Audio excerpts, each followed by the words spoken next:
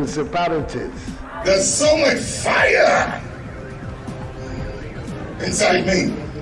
Tragedy struck when part of the largest hillside at the kosher rubbish dump collapsed. It's going to be fun to see how he goes about approaching this game.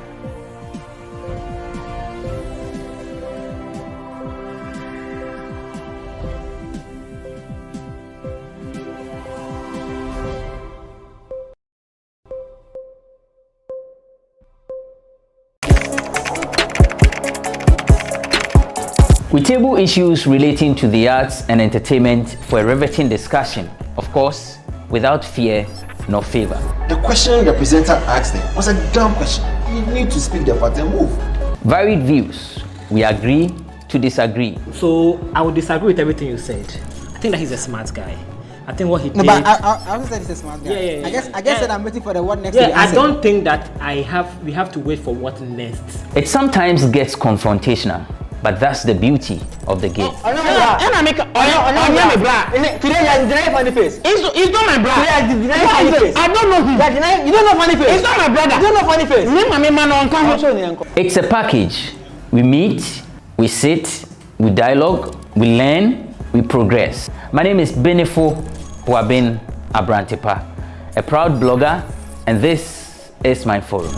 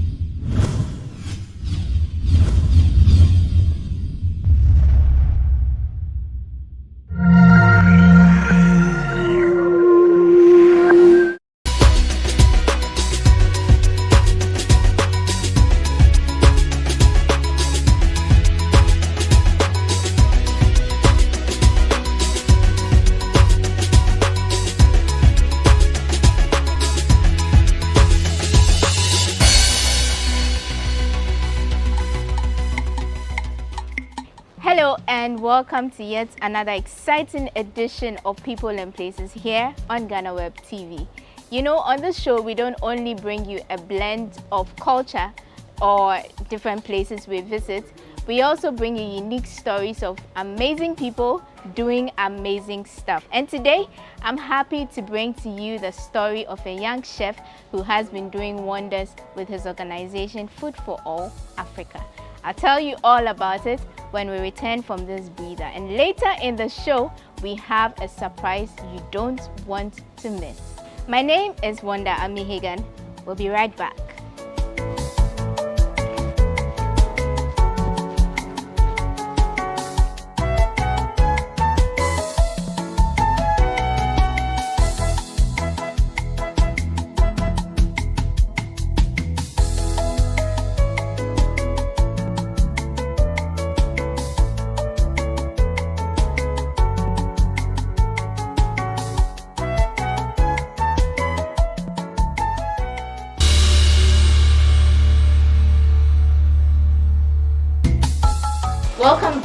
from that quick break, we are in a kitchen and you already see my guest.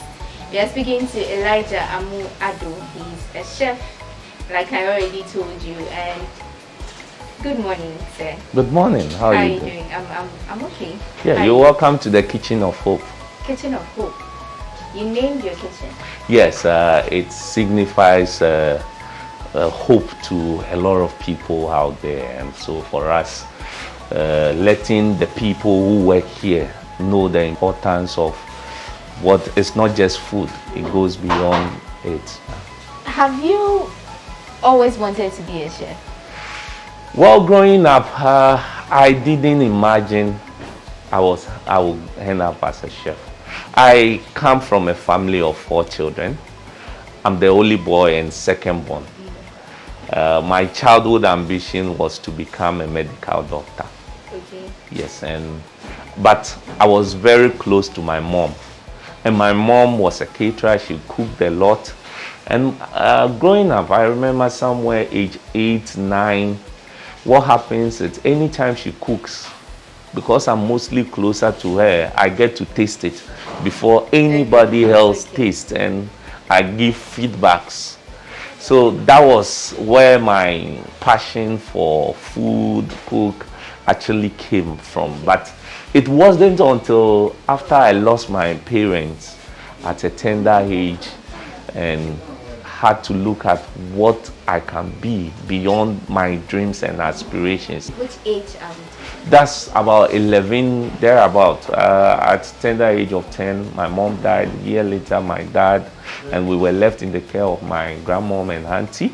So it was actually in Nigeria that I got to see my passion for cooking. And that also was through an accident.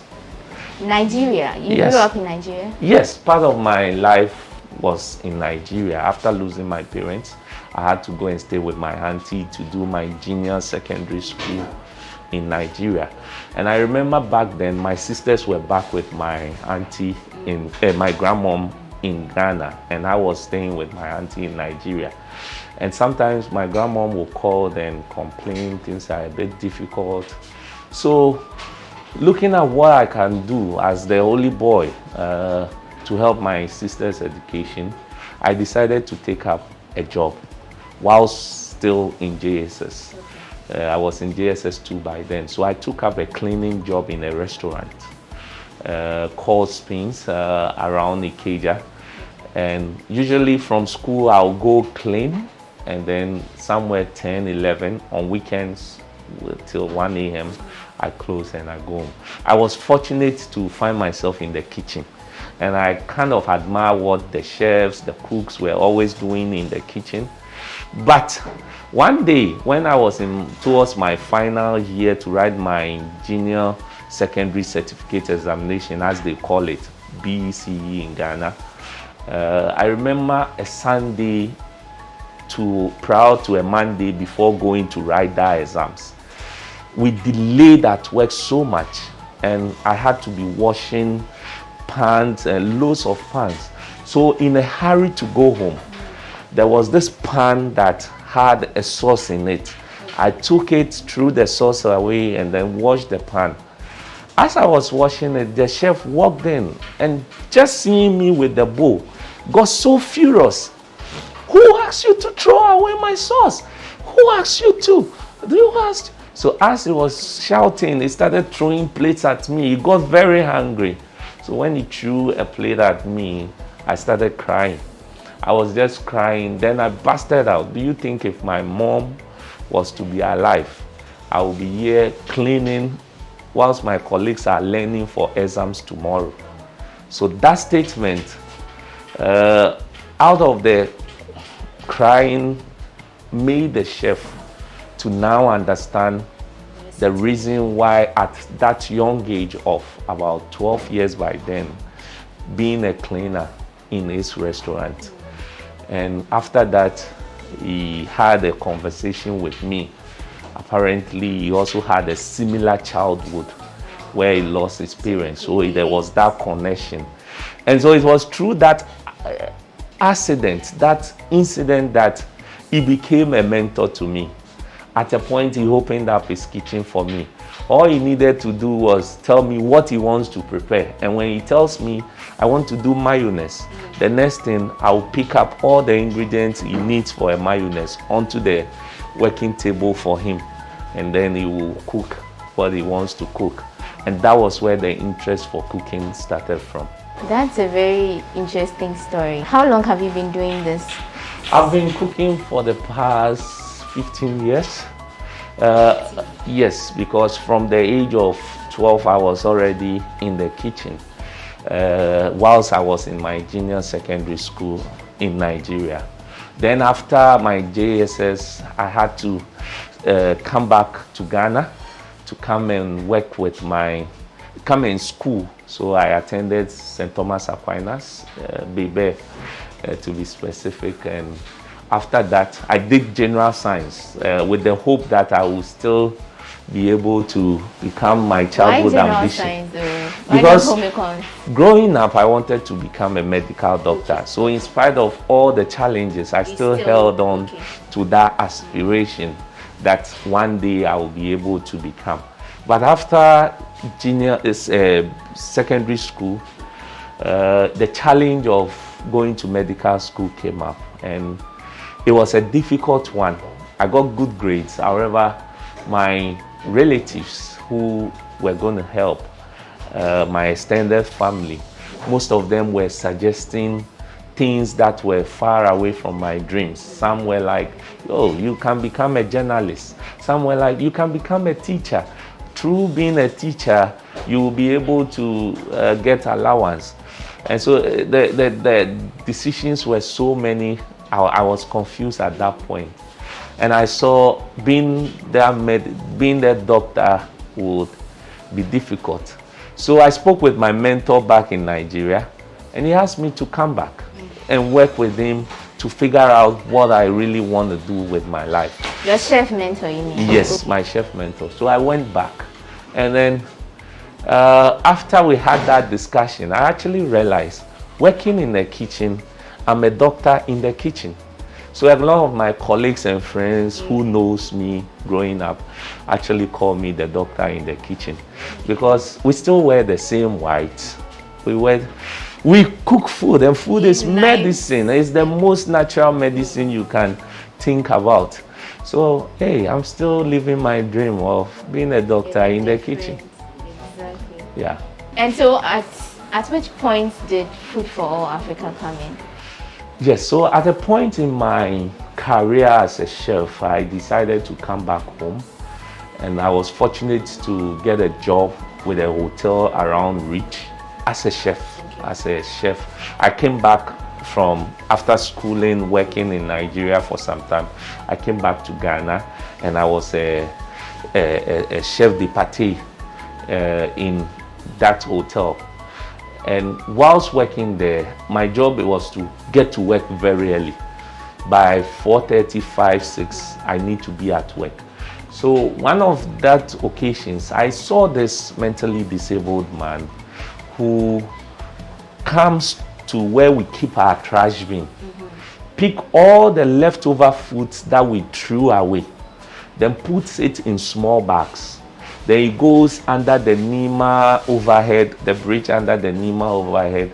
He goes there, hand over the food that he picks. Because when I cross in the afternoon, I still see him giving food to people. Then I realized it wasn't only our restaurant, our hotel that he comes to.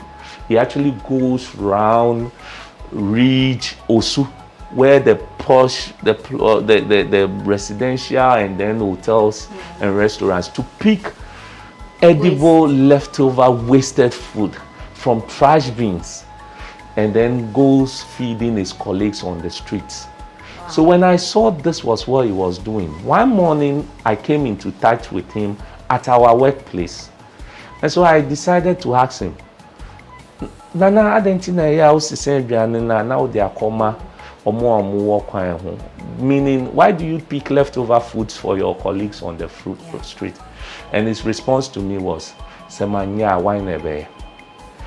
It made me start thinking consciously that finding myself in where we work with food, we waste a lot of food.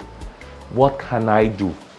So we started off with, instead of throwing away the food into the trash bin, we'd rather bag it. When he comes, we hand it over to him.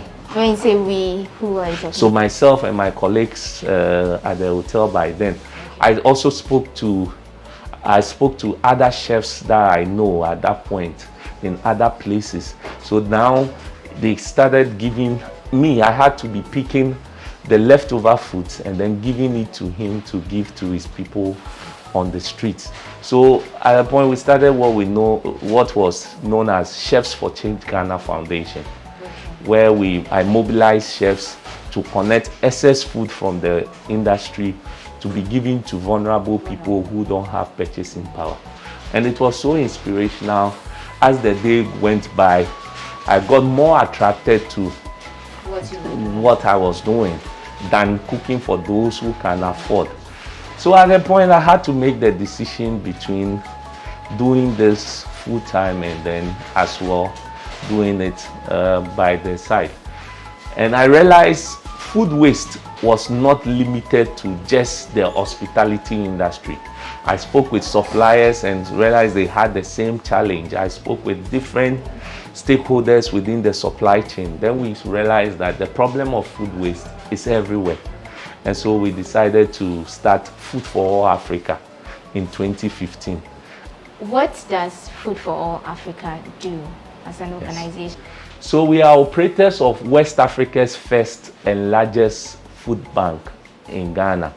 When I say food bank, it's a model that thrives very well across Europe and other parts of the world.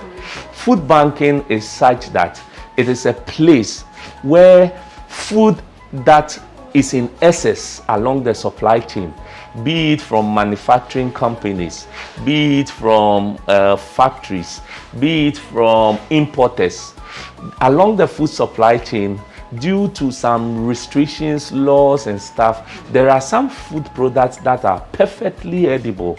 However, it cannot get to the table where it will be bought. And so what happens is, most often than not, people who work within that sector have to throw those food away. Let me give you a typical example. If I'm an importer of corned beef or food from any part of the world, per the laws of FDA, if the food is coming to Ghana, the inscriptions on the can has to be written in English. But most often, the company where you are importing the food from produces for other countries, and sometimes by mistake they will send to you in Ghana the product, but it might be labeled in French or another language. And because of what the law says, you as an importer cannot sell that food. So what happens? There's a perfectly edible food, but just because of labeling mistake, they have to throw it. And we're talking about tons of food. Take a fresh marketing company like the shopping mall. Sometimes there are some sizes of fruits and vegetables that they look out for. If the fruit and vegetable doesn't meet that size, it cannot get on the shelf. So what happens? A perfectly edible food is thrown away. And that is where we come in as operators of West Africa's first and largest food bank, to connect those perfectly edible foods to, first and foremost, vulnerable, incapable of working people. So we're talking about aged, disabled, community charities. We connect this food to these people by way of food boxes, meaning we give them ingredients on a large scale to use at their various homes. Or we do what we call the hot meals program, where from this kitchen on a weekly, twice a week basis, we cook hot meals and then go onto the street and give to those who are homeless and can't afford food. Someone would say it's just food, but at the end of the day, by giving them food, they open up to us, They tell us what their stories have been, what their struggles has been, what their aspirations were. And food makes that magic to come about. And for me, it is more of a blessing than any other thing you can ask of. So we are still on the conversation, and we hit the streets with a team from Food for All Africa. And their mission is to look for the vulnerable, poor and needy who are hungry and feed them with one hot meal for today. They are serving them curry rice and egg stew, and we already have a lot of people queuing up. This is just to give our viewers a fair idea what this organization does on the ground. If we get the opportunity, we'll speak to some of these beneficiaries to find out their thoughts and experiences as far as the program is concerned. What's your favorite thing? From Derek. Derek can sing. Yamina Domo. What's it? I have a baby. It's Kanda State. Now, oh, you're a danger man. Okay, then you should make a man and saying, Yama Cosonti, Yatoki, who they have a Who is saying, how does it help you? Okay, Jumadino, make us a Yamin Kwane Bua. I say, Maastricht, you know, they bring a benefit for him. Because they bring all Munya Jumaya. It is a Brianibis Basia, or bit me, you know, the funny arguing. Like I'll be able to my baby, so many one like a baby and someone so being in which you know. Never in ya say January and I'll be okay, like a baby, because in this year weekend, see, I'm on fire, I'm and my home behind there. To me, so me who can manage it, coming with their food for Ghana, but my what's it? I have it. What's it? No, one more Uswachi. The Mediana Bois was saying, one say, come on, say, one mamma, I'm so much so people so almost most of the way so. I had a one part. And he said, in case of the motor and soon, I must do much. I was soon to come my FME, ma. What's the habit? Matia, Jumadi, what's the hard to say like Odam? A hundred Bibia. It's a weird entity on the normal day. Say, Adriani for women ever bad, Adriani, you are they cranny been to a way man of a body being a BB. Then I mean, Shrom, then I mean, they said, your mobile. And say, Lord Dan and Conor mobile, Lord Dan, you tell me, let you know mobile. Ubia or ba Lord Dan into no bar, now we would debut mobile. Until Yamini a bomb pious friend said, or more musica, no more more musica. Then here for no more blend, Bibria than Elho. Yen sign, they be a biba, they be a winnie pap, until they be a here for so. Until Nipo Betty been coming in February, yam waka, no more when you have one coins on a baby bread. I had no be to me that so you have one a higher police for high, Nelson or qua, and for no benya bianedi. Until higher near that a baby until a dalmasi, so they be on the boy. Where do you live here, around here? I can sleep outside though. Okay. And what do you do for a living? Me? What I'm doing? I'm doing this one, digging, stretching. So that's what you do when you Yeah, to eat. You see my farm? How long have you been doing this for? Since 2012. And where did you come from to stay here? Yeah, from Isiama. Why did you choose to do this? Is it that you're not getting any other work to do? That's it. And how did you get to know about Food for All Africa? Well, now somebody showed me that I should come and collect food. But that Today? day, no. Now our second time. Okay. But this week he came here 2 times. The first time I came collect some. The program is very good. Then helping people who are hungry like us. You don't get money to buy food. So those were the testimonies of some beneficiaries of the Food for All Africa program. For some of them, but for this program, they would barely have had anything to eat today. And so we'll go back to continue the conversation with Chef. We provide vocational training and support to most of our beneficiaries. School feeding in Ghana is an important aspect of improving education. But the challenge for government has been how to run it effectively.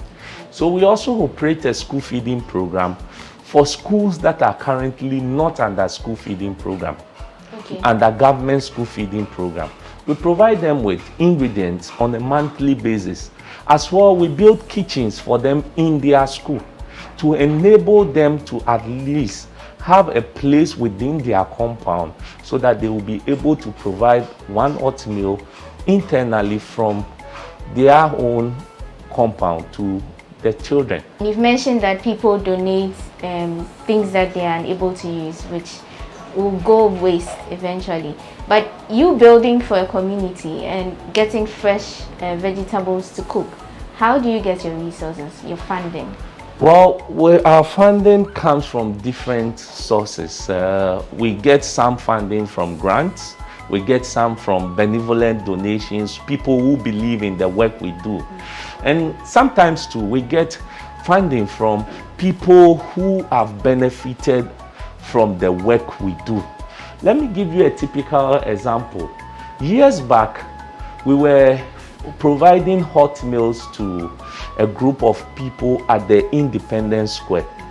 And there was this particular young man who walked up to us after we've given him a meal. He came back to me and was like, "Sir, can I have another pack of meal so that I will eat that tomorrow morning? Because if I don't get it, I don't know what I will feed on tomorrow morning."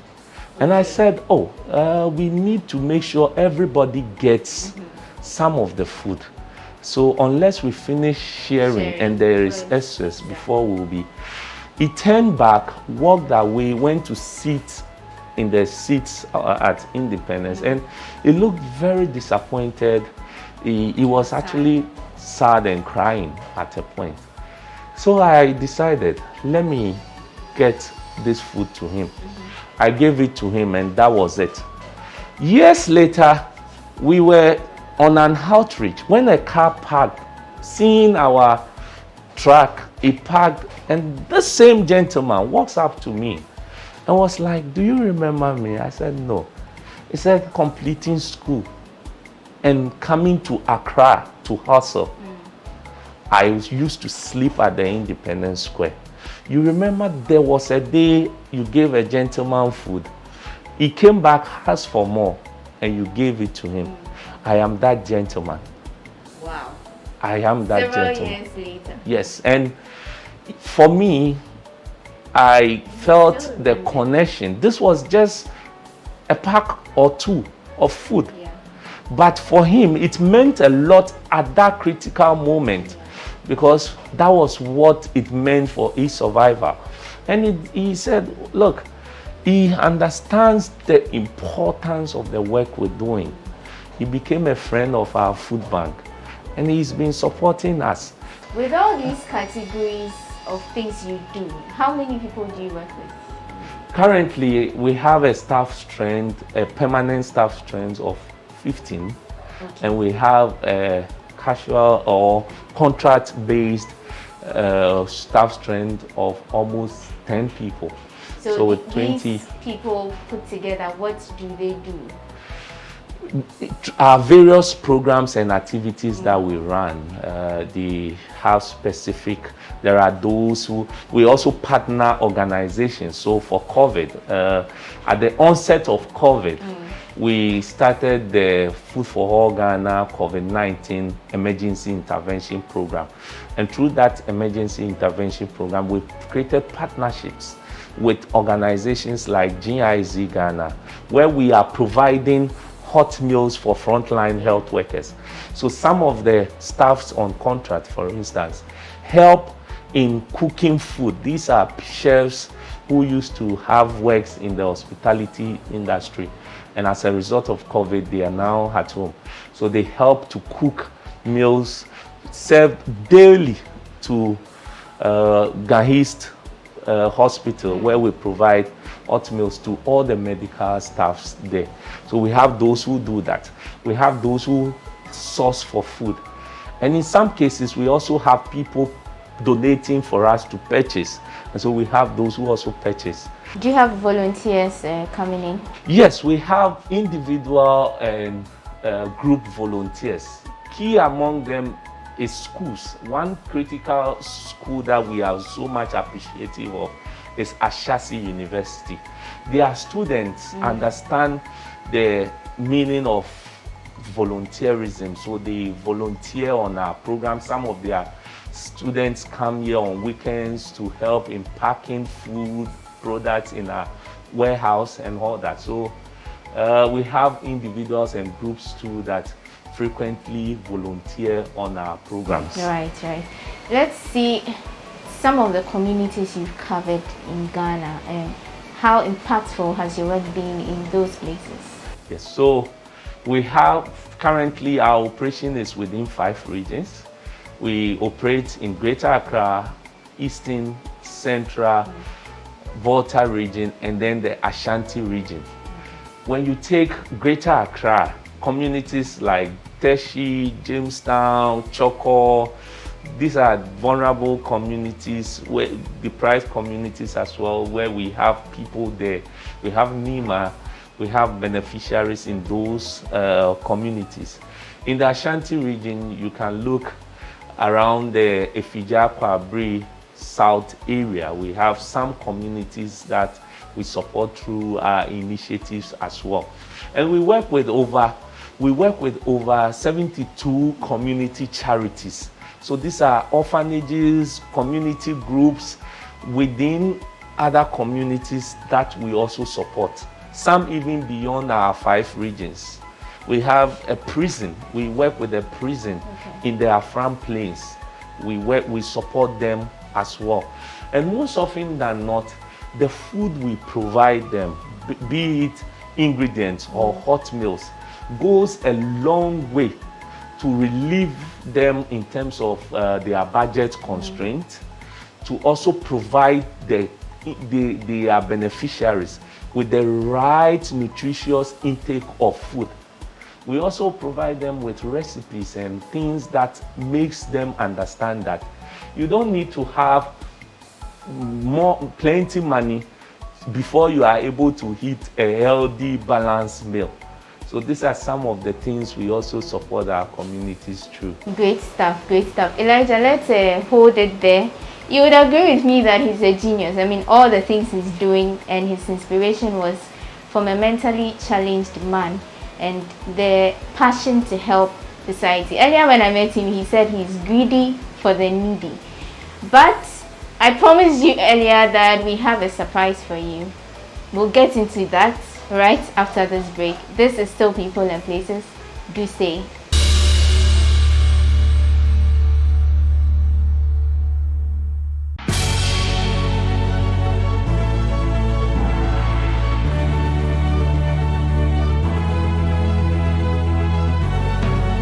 From the dawn of time, people have engaged in several businesses. With the onset of technology and innovation, life has relatively been made easier. By using debit or credit cards, mobile banking. Thank you. And your favorite, mobile money? Tech has indeed married business. On BizTech, we spend time with faces behind known and upcoming businesses in the country. Learn more about the new technologies and innovation, as well as find out about the trending issues in the world of business. Join us as we serve you with a variety of compelling interviews, projects, and others right here on GhanaWeb TV.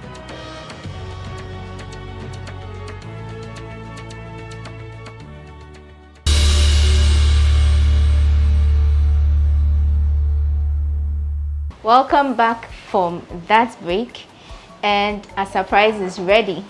The table is set, not for eating though. The CEO of Food for All Africa is going to be doing his cooking thing on this show, and we will see how he goes about the whole thing. But first of all, what are we cooking?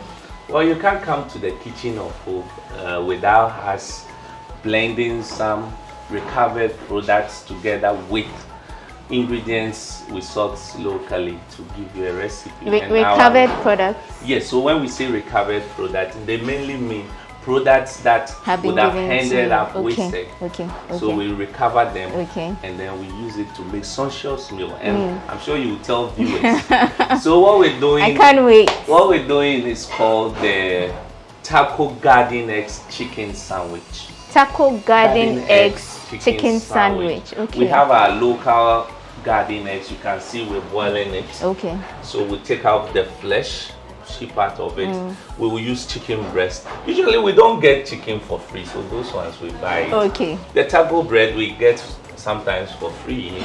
We have tomatoes, mozzarella cheese. We have creamy sauce with spaghetti. Okay. In it as well. We recover. Okay. So these are some of the things we recover. You can see we have mixed veg.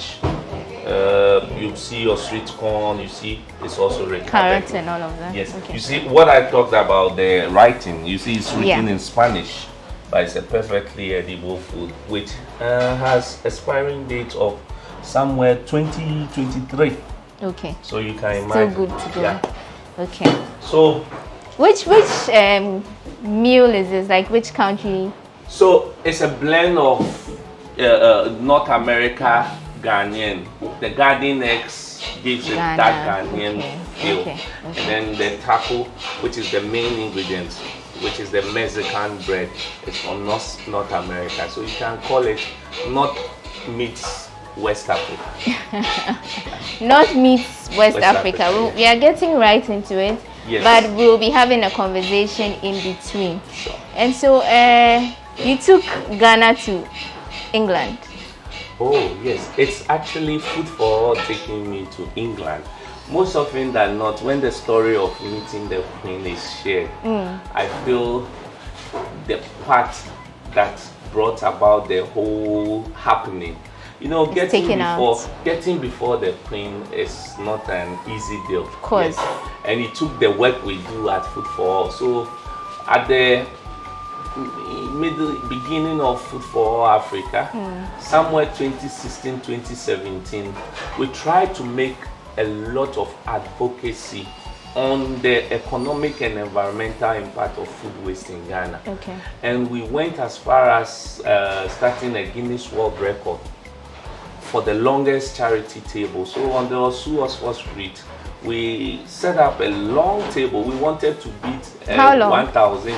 We wanted to beat 1,503 meters. That was the record by then. Okay. But we were so close to about 800 meters. Oh, wow. We didn't beat the record though. Yes. But on that day, close. We were able to bring vulnerable people together with those who have to sit on a table and enjoy a meal together. And it was for free. Yeah. And it was so significant that it also created international awareness for us. And it was true that we got the opportunity to be in Buckingham Palace. There's a program that the Queen's Jubilee Trust they do. Okay. It's called the Queen's Young Leaders Program. So I was selected. I got the opportunity to study for 1 year a course they call Leading Change from the University of Cambridge. And then after the completion of the course, you get to receive your award from the Queen. Okay. We were about 60 students, 60 young people, not from different parts of the Commonwealth. And on the day we were supposed to meet the Queen, I had a decision to wear my African wear. As well, I took along my chef jacket. So we were to meet the Queen somewhere early evening. As at 2 p.m., I wasn't decisive of what I want to wear because it was a big moment. I mean, yeah.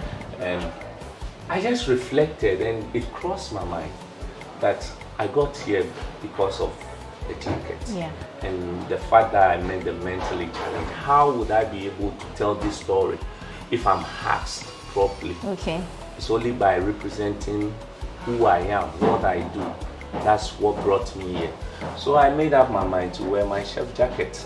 Okay, so that was the inspiration behind it. Yes. The and jacket. So when I got to receive the award from Her Majesty the Queen, I was the third to receive the award. The first was from Ghana, so she was also wearing a kente, which represented Ghana. So I got to the Queen and she was curious. I'm also from Ghana and I'm wearing a chef jacket. So she was like, "Are you from Ghana?" I said, "Yes, Your Majesty." Whoa! She spoke about Ghana, Kwame Nkrumah, at the time she was there. I received my award. And then after everyone has received the award, we had a picture taking session. So it was during the picture taking session that I got the opportunity to, the Queen called me again. After the picture, I was behind. Everybody was shouting, "Where is the chef? Where is the chef?" Okay. Apparently she wanted to talk to me. So she asked for you. So she asked me if would I want to cook for her, and I said, "Oh yes, if given the opportunity." What would I cook? I said, "Oh, my favorite food is wache." Is a favorite. Wait, and were you the only one she called again? Yes, after the people? picture session, we were in the gallery. I have a picture in my office. I'm sure you would see. Yeah. And then I was called from behind, and it was a moment that just passed by. I was lost in it, but that also gave me the opportunity to get back to UK after the whole program, to get to work with the Commonwealth to create recipes and all that. And it also gave me, what I missed out of that opportunity was using that critical moment to talk about the issue of food banking in Ghana and in Africa. And I believe an opportunity of meeting Her Majesty the Queen should rather accelerate that vision of a Ghana, Africa without hunger and poverty. And for that's us actually at part Food of for the All, SDG goals. Yes, and for us at Food for All, that's why it's always a shared social responsibility. Back to our recipe, our garden eggs is almost ready, so we peel it off to the side. All right. Then we work on our chicken. So we're using chicken breast. Okay. What we're gonna do is, we don't want to, we need to have a feel of the chicken, so we cut it into thinner version. Okay. Then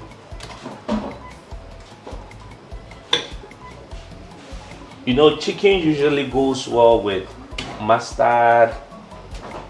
We cut them into cubes.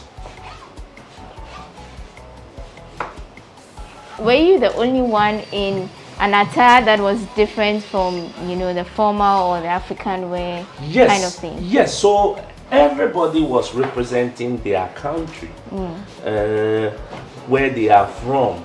And I turned up to be the holy person wearing what resonates around the work he does. You do. And you know, the unique thing too about it was that at the time we were moving from where we were to the palace, people were murmuring, "Oh, really?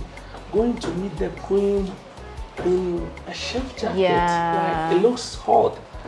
And for me, at that moment, I was a bit disappointed that, did I make the wrong choice? Probably. So you were a bit nervous? Yes, about the I felt outcome. sad until I received my award and I realized the chef jacket actually became It was what attracted Her Majesty's I see. attention. And it has taught me a lot of lessons in this life, that when you make up your mind to do something, however you want to do it, just Go ahead. It's not about what people think will say or think about what you're your trying decision. to do. At the end of the day, it is your decision. You should be ready to face the consequences, whether good or bad. So now our chicken goes in. We will marinate it. Okay. And to marinate our chicken, we use mustard. This mustard. Okay. A bit of chili flakes, so that you get a feel of your chili. Now At this point, our pan should go on the fire so that we have it a bit hot. Let's do a bit more mustard, then salt.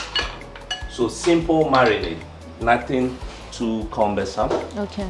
You have your salt.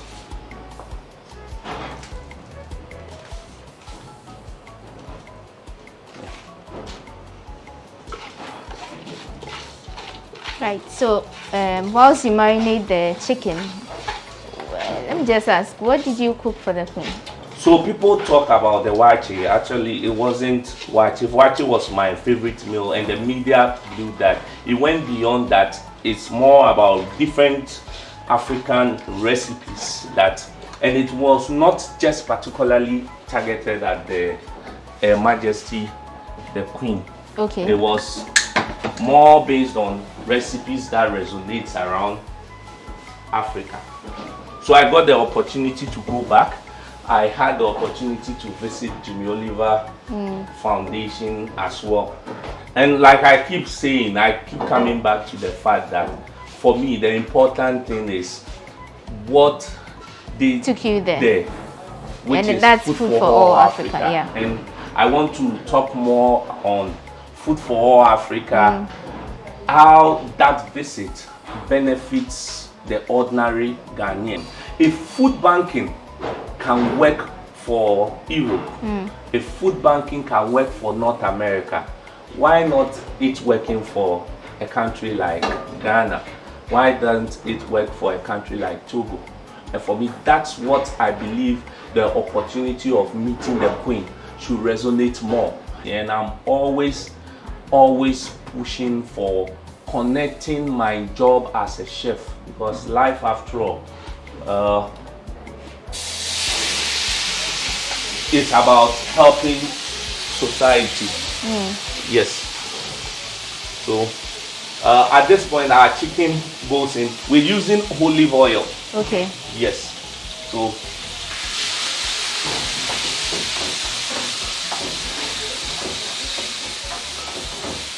So what you are doing is supposed to do what exactly? Yes. So our chicken breast, once we marinated it, we are grilling. So that will be the main protein source for our chicken. Okay. And then we'll also take off our garden eggs, peels that we'll use for the sandwich. But then you mentioned, Food for All got you to the palace. Yeah. And then through that you were able to meet the Queen and prepare food for her and all of that. How is your visits to the Queen's Palace helping your vision? How has it helped with the progress of what you do? Well, initially it created a lot of media attention. It also opened doors, especially for us. It gave us a level of credibility. People now understanding the importance of the work that we are taking upon ourselves to do. It also increased my chances of meeting world leaders, people who really has the experience, the know-how to inform, mentor, and improve the work that we were doing.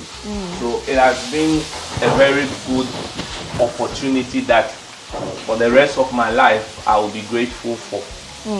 And since then, what you do in Ghana, has it caught the attention of any other persons? So many countries. Mentioning a few, I've been to France. I actually have been to the French Palace before. Met the French president as well through the same work. I've met our president in France. Wait, which of the French presidents? President Macron. Emmanuel Macron. And President Nana Akufo-Addo. As at the time President Nana Akufo-Addo was at the French Palace, I was there with them as well. And I was in a chef jacket. Still quite a number of countries to share the experience, the work, and also to learn from those countries, the experiences on improving the work we do at Food for Africa. So at this point, we'll work on our garden eggs. what we do is filling it up.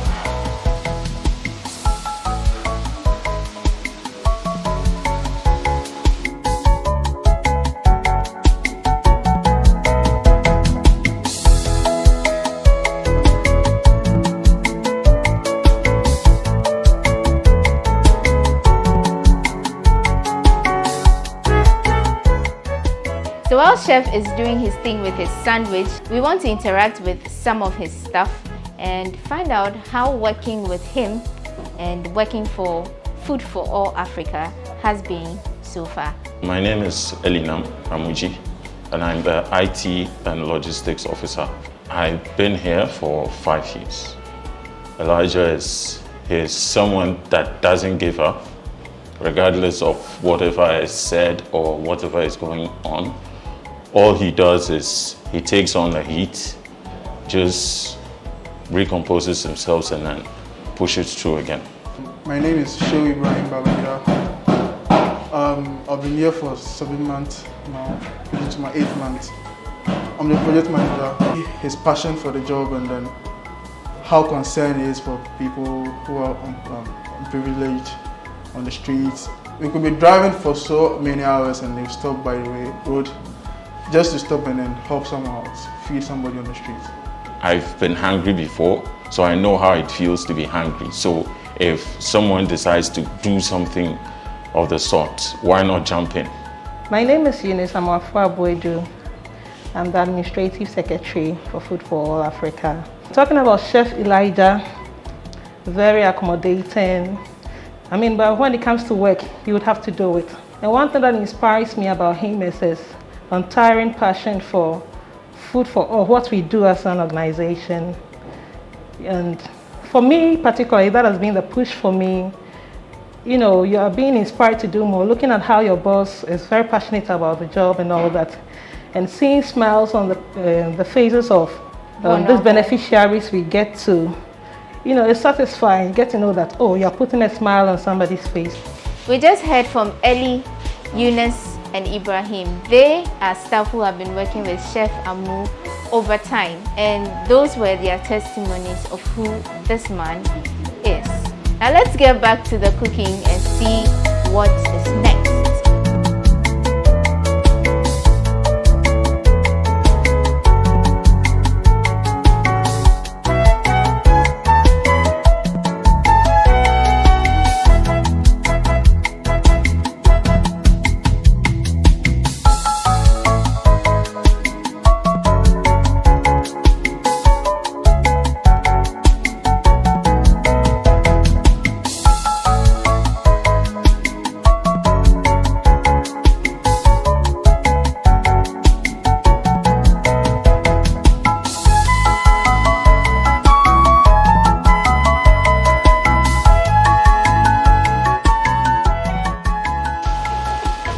Okay, so at which point is our food now? Yes, so at this point, our chicken, cheese, spaghetti sauce is ready. We have our taco bread. What you do is you apply a bit of mayo. Then once you have your mayo in there on your bread,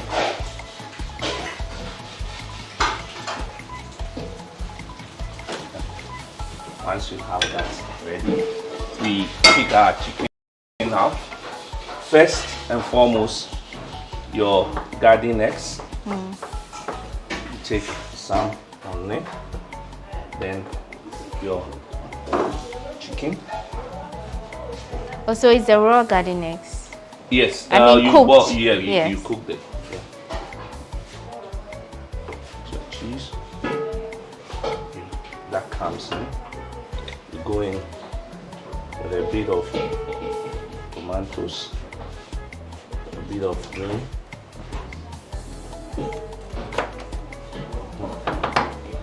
Okay, but while you're completing the sandwich, in all your life as a chef, yes, can you share some of your most memorable and impactful moments that made you feel fulfilled or happy about what you do?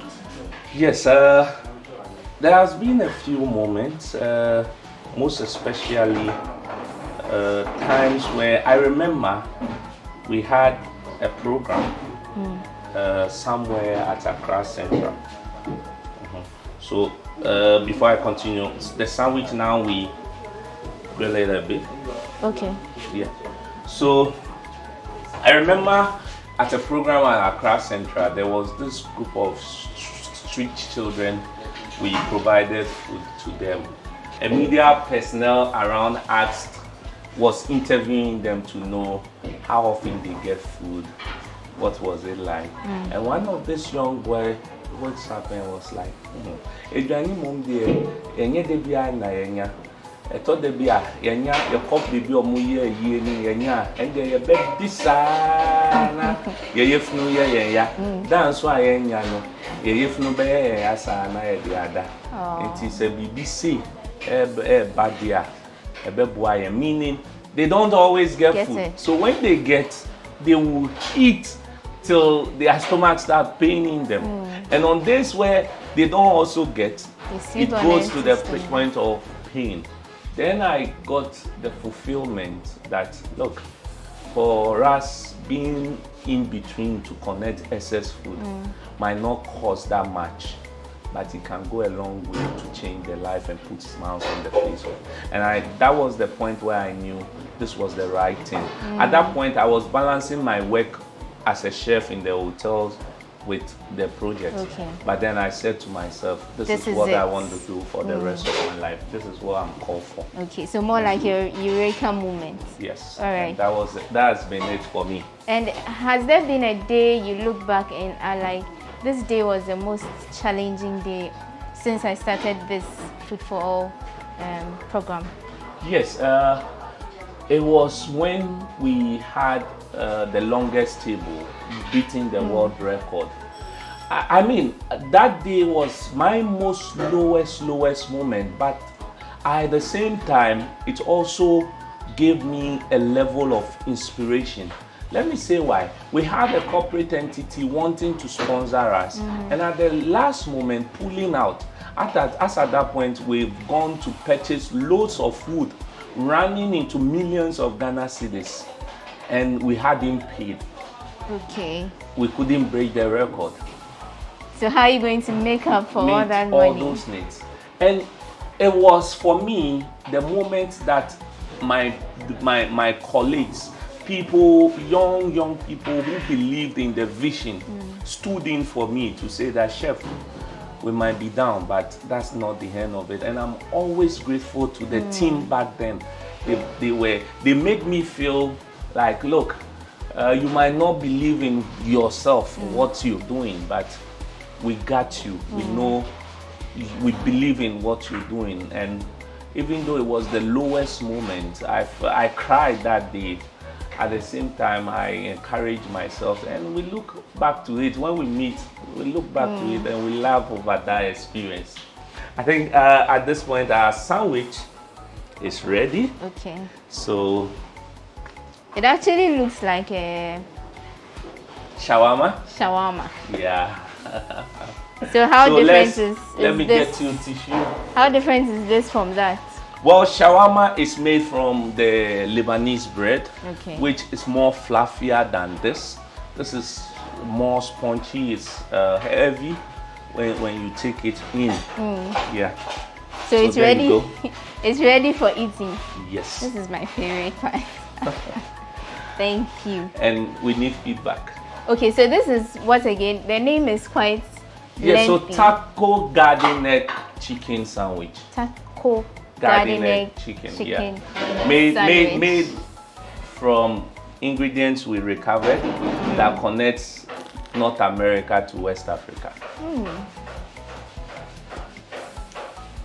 It's really good. Like, I've not even dug into it yet, but just the bit I've taken. Let viewers know the real. It's really good.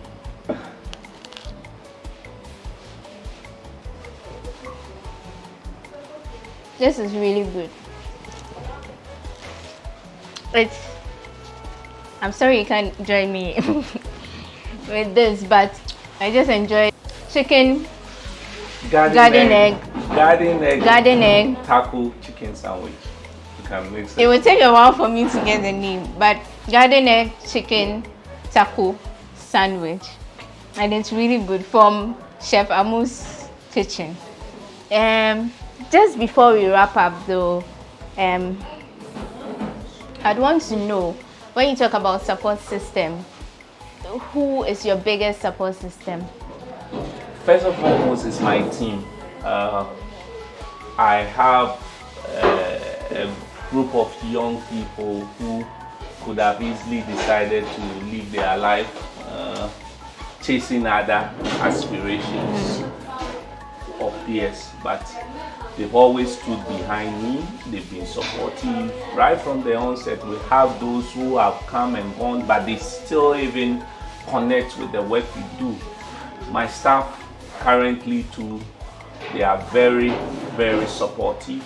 They understand the importance of the work we do here, that for the people we provide food for, they can't pay us, and the only pay they give to us is the smiles, the love, the fulfillment, and for us that is enough. And then as well, my mentors and board members, I have a very strong, experienced board that support the work we do. Then my better half, I was waiting for that part. She's been very supportive from the beginning of it.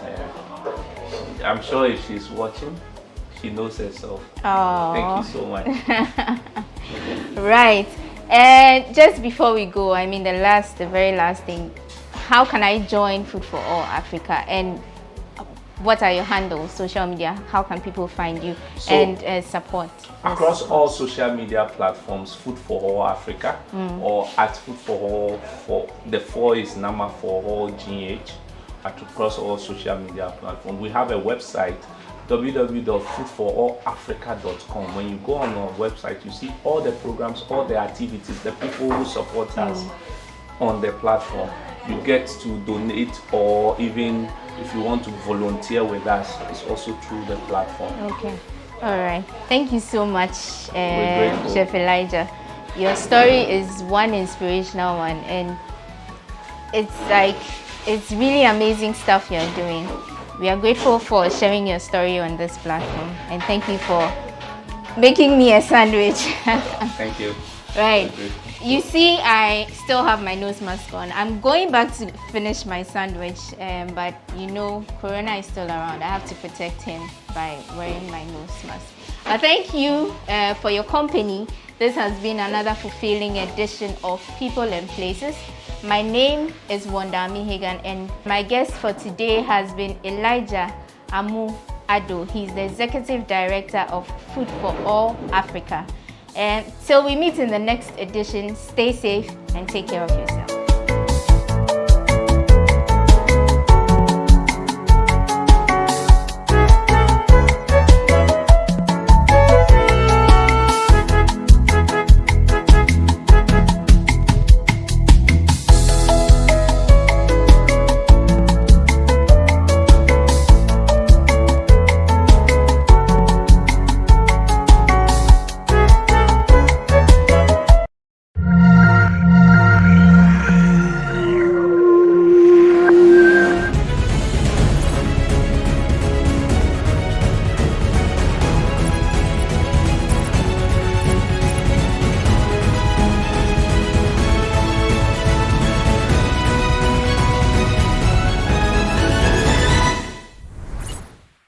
Hello and welcome to another edition of Sports Check here on GhanaWeb TV. My name is Joseph Adamafio, and today we're coming to you straight from the Second South Gym here in Accra. Well, our guest for today is someone who has held the IBF Bantamweight title on 2 occasions and also held the Commonwealth title as well as the IBO title. Guessing who this boxer is? Well, you're taking a short breather, and when we return, I'll introduce the boxer to you as well as delve into the discussion. Welcome back from the break, and my guest today is Mr. Joseph King Kong Agbeku. Welcome, champion. How's everything going? Everything is going well by grace. It's been a long time we saw you in the ring. Was it as a result of COVID or? Yeah, everything has come to a shutdown due to COVID. So COVID has destroyed a lot of plans. What was your plans before the COVID came in? What was your plans? I was supposed to fight in Vegas 25th of April for the WBO final eliminator, and then everything got cancelled because of COVID, and we've been struggling to come back properly. Wow. So since then, have they decided to postpone the bout, or have you heard from the promoters as well? Things are going on, we're still pushing, so yeah. Nice one. But first of all, my main point of discussion for today is, how did you get into boxing? Because a boxer of your stature, like, you know, people see boxers to be tough and all looking, but you look calm and all that. How did you get into boxing? Boxing has different weight categories. It starts from straw weight to light fly, all the way up to heavyweight. And there are people who are smaller than I am, way smaller than I am. So, yeah, so size doesn't really matter in boxing. I got into boxing because of my name. My name is King Kong. That is my real name by birth. So that was what pushed me into boxing. Wow. Which area did you grow up from and all that? I was born in Sukura, and I started boxing when I was there. Boxing in Sukura? I thought boxing was made for the people, like a lot of people in Accra box in Bukum and stuff. So yeah, so I always have to run away from home and come and live in Accra Central for some time. Then my parents will look for me, find me, take me back home. So it's been back and forth. Did they believe in boxing? Did they support you?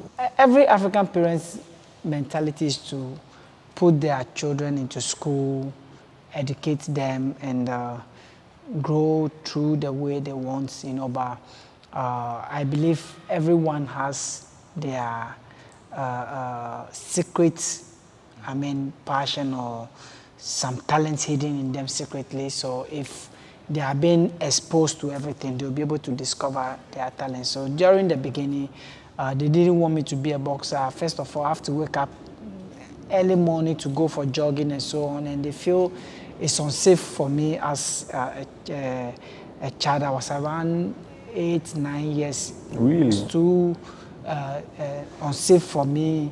And then traveling all the way from Sukura to Fire Service Training Center. Were you taking car? Yeah, I was taking car. So it was kind of tough for me. I have to run away, live in Accra. My parents will come and find me, take me back home. So it was a struggle, yeah.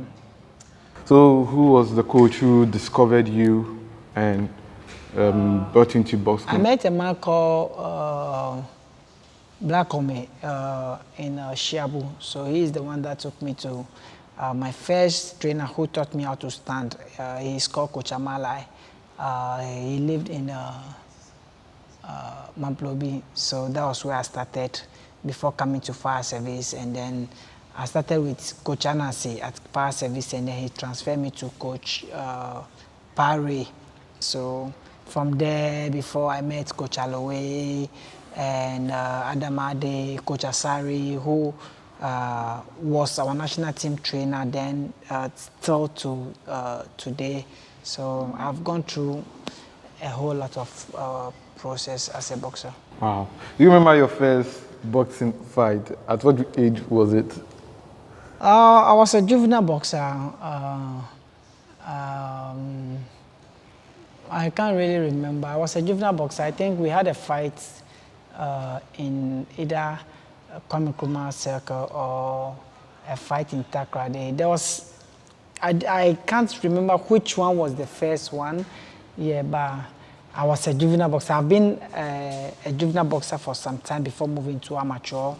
I was under the Street Academy, which is being owned by Mr. Okuata. We call him Blatter. He has the street academy at the art center, so we were all groomed under him as a juvenile boxer. Do you remember some of the boxers you grew up with? Yeah, I grew up with a lot of very talented fighters. Yeah, very, very talented fighters. Do you remember any of them? I remember all of them. Kindly name some of them so there's one called Alfredo Dai. I met him at the juvenile boxing level. He's very strong. He fights like Azuma Nelson. I learned he's also related to Azuma Nelson. I met Malik Jaber. Oh, really? They were my seniors when I came because they've already been in it and they are so good. But when I came, I want to fight all of them. And they will tell me, no, you're a baby, wait, don't fight this one. You know, I want to fight Alfredo, I want to fight Malik. They will tell me, no, you're a kid, you just can take your time. But I still also want to, so they always put me there with them and they beat me a lot. But you never give up? No, boxing is not like going to school and becoming a pastor. You know, boxing is not like that. Boxing is something that has to grow in you. It's a passion. It's a calling from God. When God doesn't call you to be a boxer, you can't do it because that passion has to be born inside you. Boxing is like very, very tough. It's a sport where you go into the ring and you don't even know if you will come out alive. It's a sport where if you go into the ring, you are sure you will definitely come out with some wound, some bloody mouth, some bloody nose. That one is constant. I've heard so many boxers. You know, so it's a sport that when they put you there, if it's not a calling from God, if the passion is not in you, on the first day you go back home and you never come back again. But you go, they beat you, you come back again. You go, you see your blood, you still come back again. That means God has called you to do this, and you do it with all your heart. I've seen a lot of Ghanaian boxers say boxing is a crazy sport. Even Joshua Clottey said boxing can make you mad. Is it a fact? I don't agree with any of them. Boxing is a sport.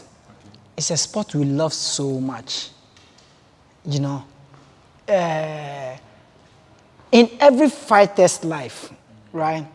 You can talk to any fighter who has said boxing is bad or boxing is a crazy job or boxing is this.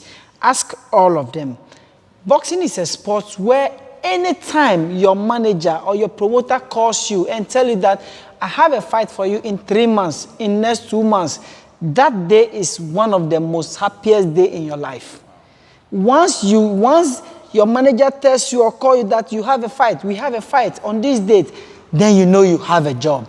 Then you know you have something to focus on. You know you have something to train for. That passion in you to do it, it makes you enjoy that day, makes you happy. And through that time till the fight night, you are always happy till the fight night. So boxing is a game for the passionate ones. But boxing will not make you mad? Boxing can never make you mad. Everything can make you mad. Everything can kill. Even when your girlfriend disappoints you, you can go mad, you know. So anything at all can get you mad or can kill. Do you get me? I believe as a boxer, for you to stay healthy, for you to always live your life properly, I think you always have to be ready before trying to fight. Most fighters, some fighter can go off holiday for 2-3 weeks, and then he jump in the gym. The first week, he want to spar. His muscles are not ready. His body is not ready. But he believes in himself. He feels good. He wants to spar someone. He get inside. They put him with somebody that he can beat. He beats the person. The person touches him with light punches. Even those light punches to the body is not ready for it. Those are the things that gives you negative effects gradually. So once you are prepared, once you work out hard, once you are fit, your head is ready, your body is ready, everything is ready, you can take any punch and you will not go mad. So still staying with you as you were growing up as a boxer, At what time was the turning point for you as a boxer that you shot to fame all of a sudden, because you were fighting in Ghana, then you went to the African level, and before we saw you at the world? At what? Yeah, I never saw anything like shooting to fame to me. From my boxing career, from the beginning, people has always loved me. People has always believed in me. People know I can make it. It got to a time when it was overdue, when people thought I could have made it before then.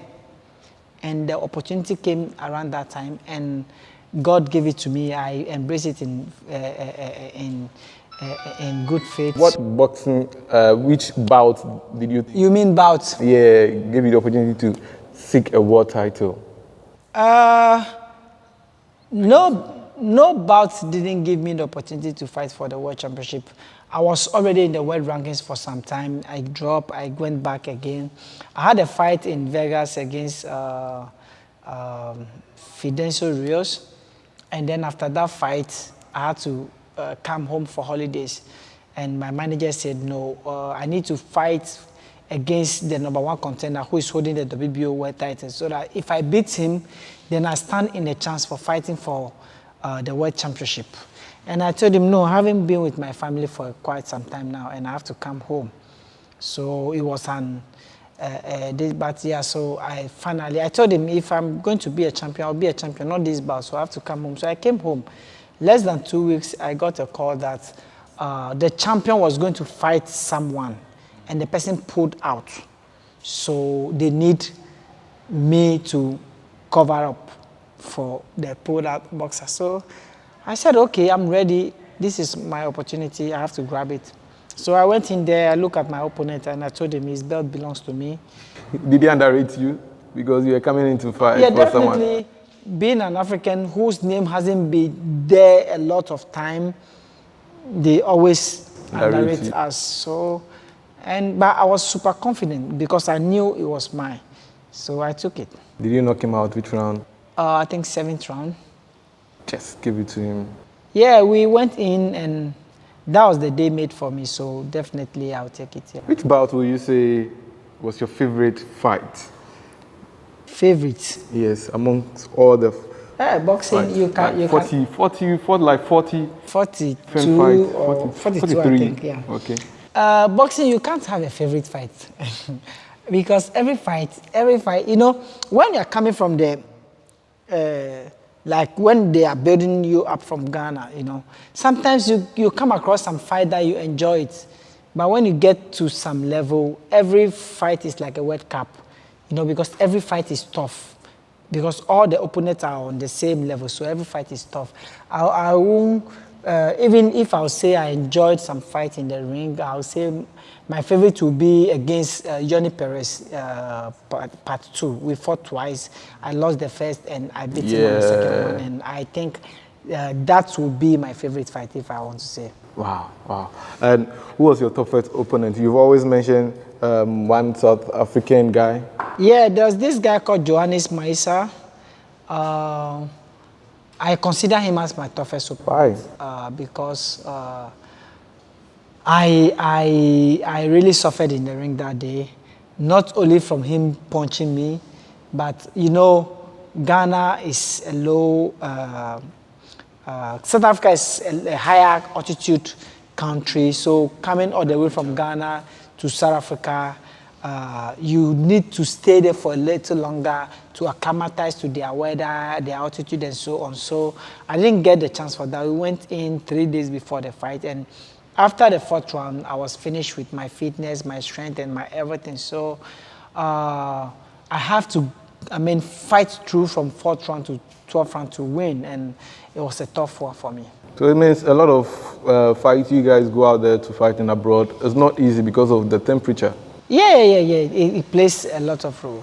So if like we had the money, you would have preferred that promoters brought the bout to Ghana.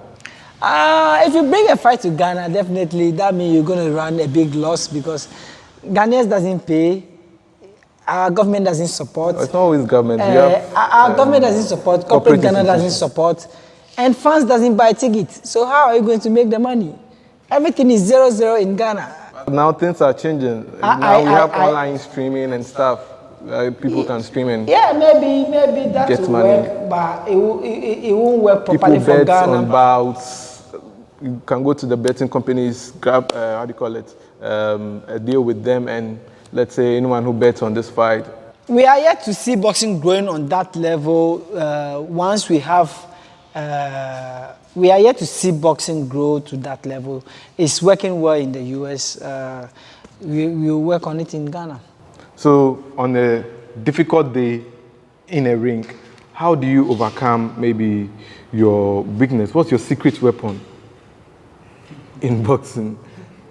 Because sometimes you see boxers fight and you lose your shoulder, but you can't take the bout. As a Ghanaian, right? As a Ghanaian, being in the ring, going through a tough time, the only thing that motivates you, the only thing that pushes you for you to be able to, for that kill to come out of you, is to take your mind back home and think about the people that will insult you after losing. You know, after you lose, that is when everybody is going to be a coach. That is where everybody is going to insult you. Whenever you win, everybody praises. But after you lose, you can't take the insult. So whenever your mind goes back to Ghana and you're in the ring and you know this is tough, only that because you want to avoid the insult, it pushes you, it motivates you, it tells you that, hey, come on, you don't want to be insulted, you don't want to let these people down. Let's go all out. And that has, inspired a lot of us. I see. So it means whenever you lost a bout, were you able to sleep? How was the night for you, like, whenever you... You know, coming from Ghana, Ghana is always a tough side. I don't know, when it comes to sports, right? We don't think about a lot of things when we are going to compete as a Ghanaian. The only thing a Ghanaian thinks about, a Ghanaian athlete thinks about, it's his home, his people. So whenever you lose, hey, you can't sleep. You know, sometimes when you go to these social media platforms, you can see some of them coming from there already, you know. But you yourself, you start thinking, what will be my excuse? How to cover up properly? Because Ghanaians will bash you. You know, some way is good, some way is bad. It helps us to, push ourselves to the limit, but sometimes it kills some spirit as well. All right, you are still watching Sports Check here on GhanaWeb TV. You are taking a short break. When we return, we'll continue with the conversation.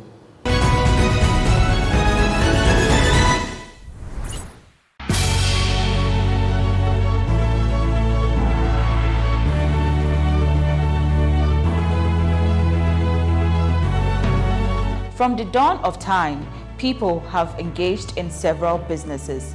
With the onset of technology and innovation, life has relatively been made easier. By using debit or credit cards, mobile banking. Thank you. And your favorite, mobile money? tech has indeed married business.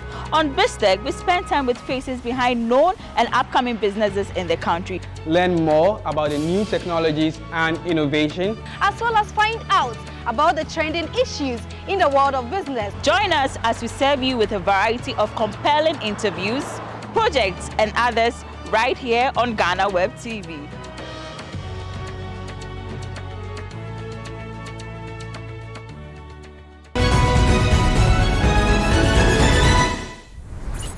All right, you're welcome back from the break. I'm still here with the two-time bantamweight champion, straight from Ghana, Adbeku.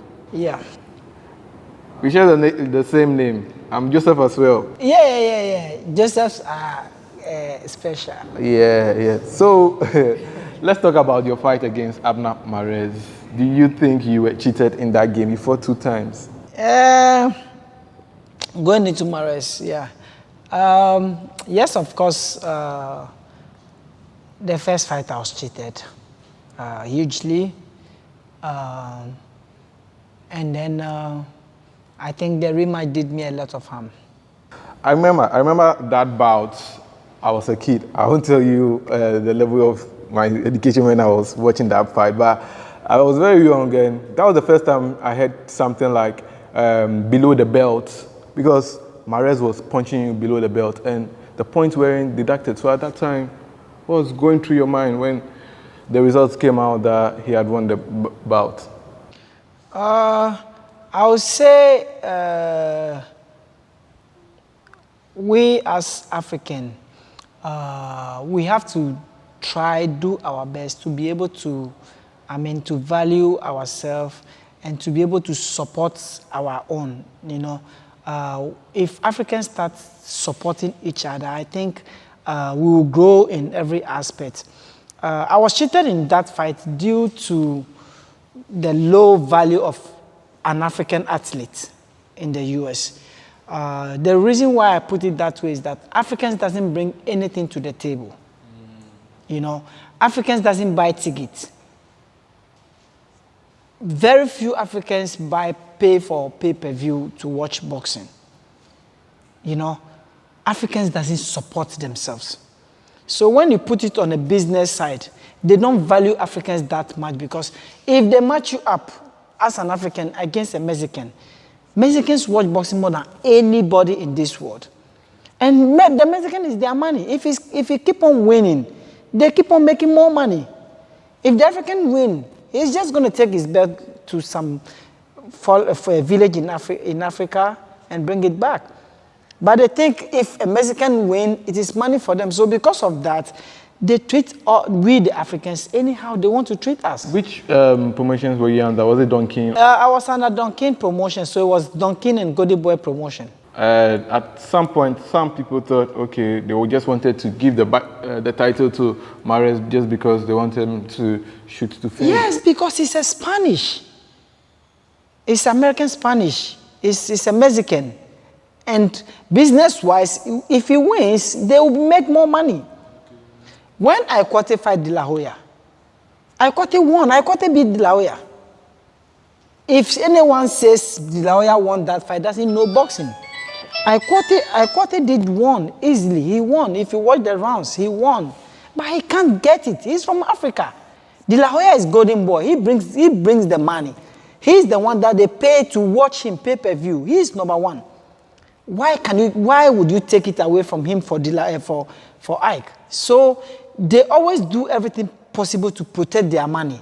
Either you are a black American, or you are a white, or you are a Spanish, you are their money. They have to protect you. If Africans try to support each other, they will give us, when we are fighting, they will be able to give us equal right. So how did your breakaway from Donkin happen? My breakaway from Donkin, it wasn't easy, you know, it wasn't easy.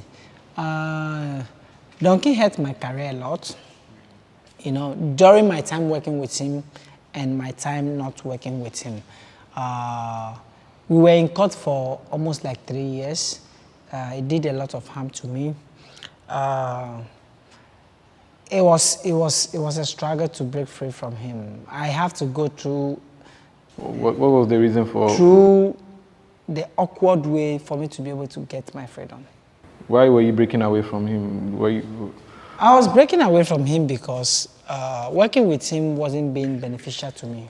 Money-wise, or he was? In every aspect. So he was trying to set out bout for you just to go and lose so that, or? I wouldn't say anything like that.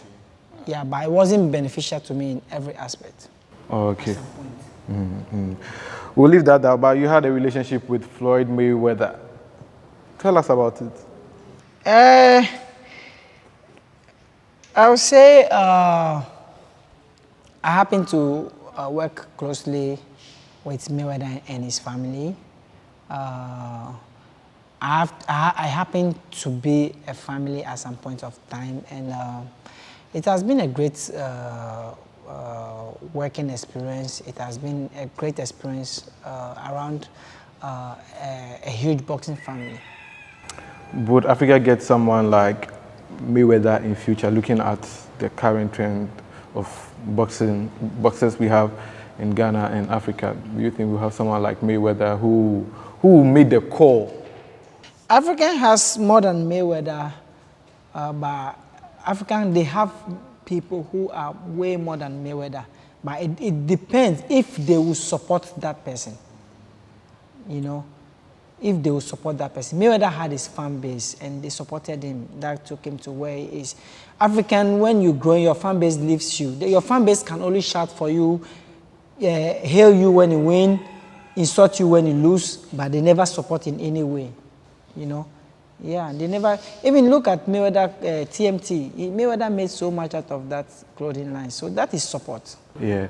So still staying with boxing, I realized that some boxers take time to defend their bout, their titles and stuff. For instance, when you take Mayweather, he sometimes fights 2 to 3 times a year. Did you have such a thing when you were a boxer that sometimes, like, you had to take a break just to? I do take maybe 1 fight in 15 months sometimes. Not by choice, you know, but maybe because the promoter wasn't making fights available for me.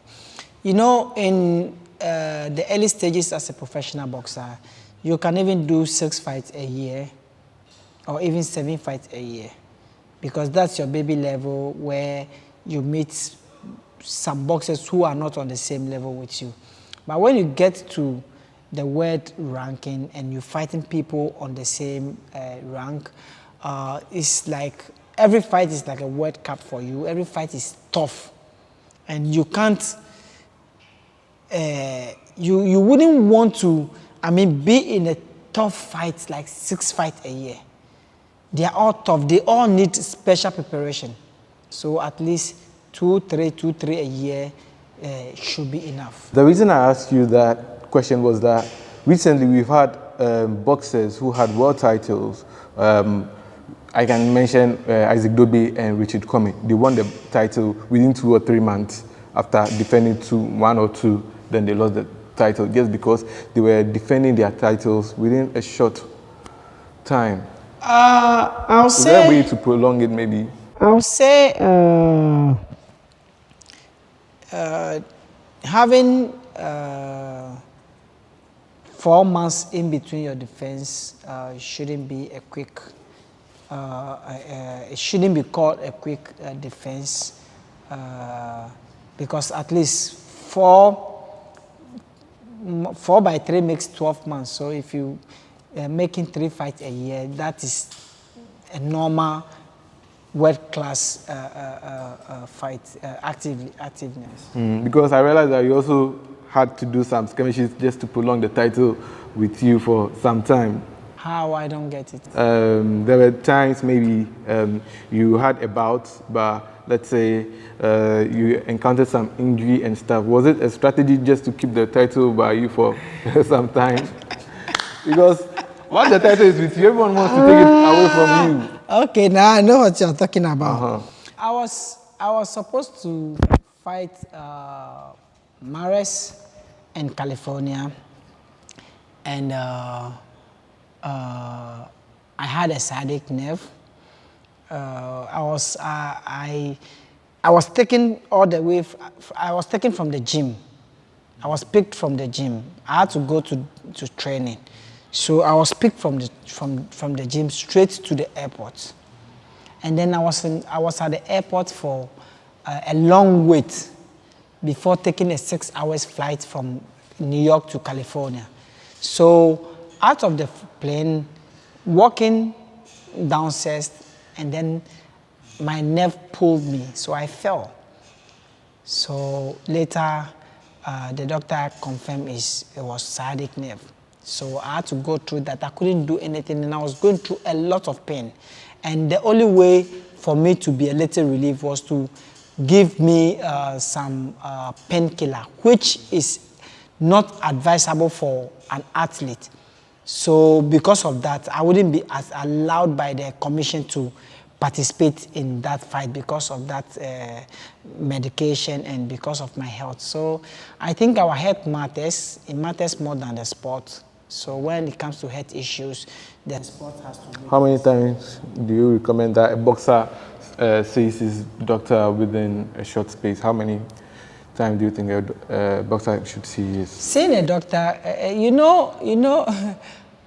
boxers are physically strong. They are always in the gym. They are okay, but you have a personal doctor, so at least once you feel something, you have to talk to him.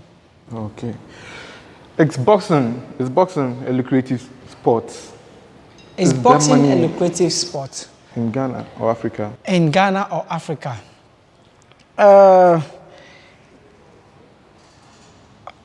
From growing up to this level, what I know is that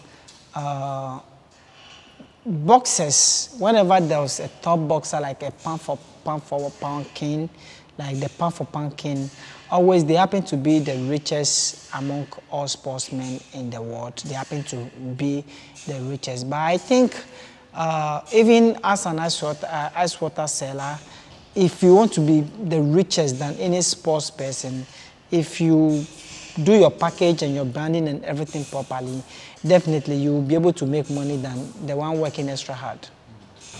Have you made money from boxing? Have I made money from boxing? I'm rich. Wow. Yeah. Which bout made you the most money? Like which bout? I don't talk money. I don't talk money. I talk career. I talk achievement. I feel money is a plus. I feel money is a plus. I didn't get into boxing because of money. I got into boxing because I had the passion for it. I love it. I enjoy it when I'm inside there. And when money comes, that is a plus for it. When I say I'm rich because I feel fulfilled inside.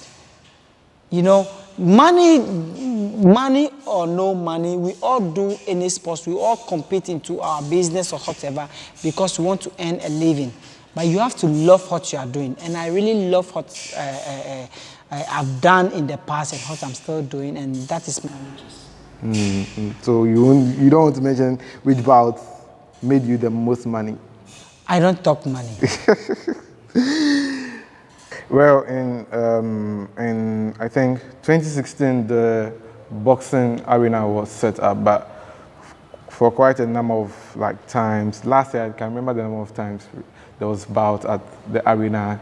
The previous year, that was 2019, I think 3 bouts. This year, you've only had 1 bout. That's Michael and Sam.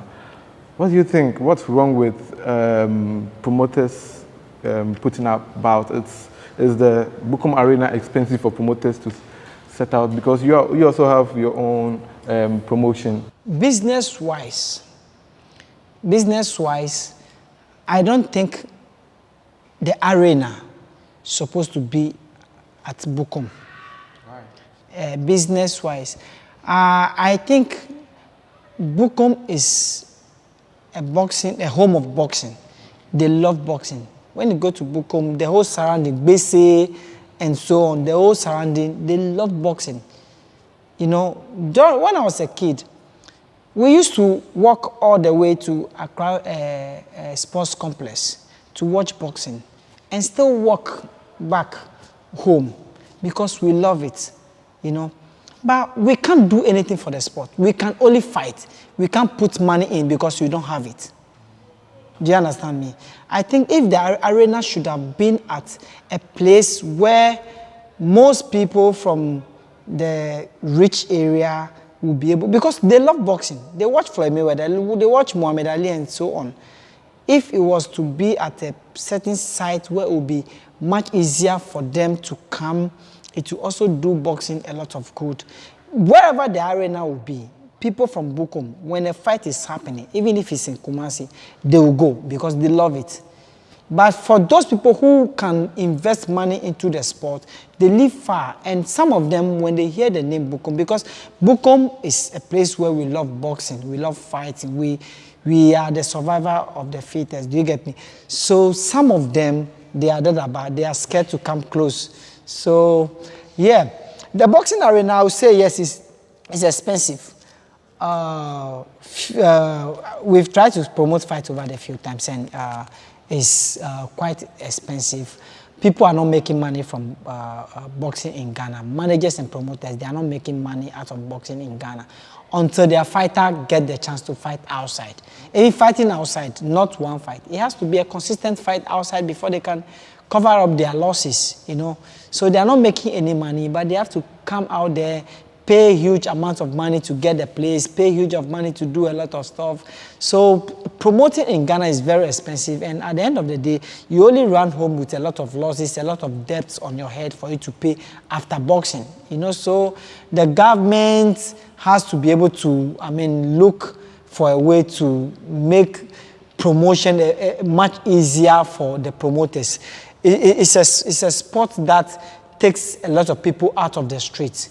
You know, so they should, consider making promotion a lot cheaper. One of the few people, or the few presidents who has,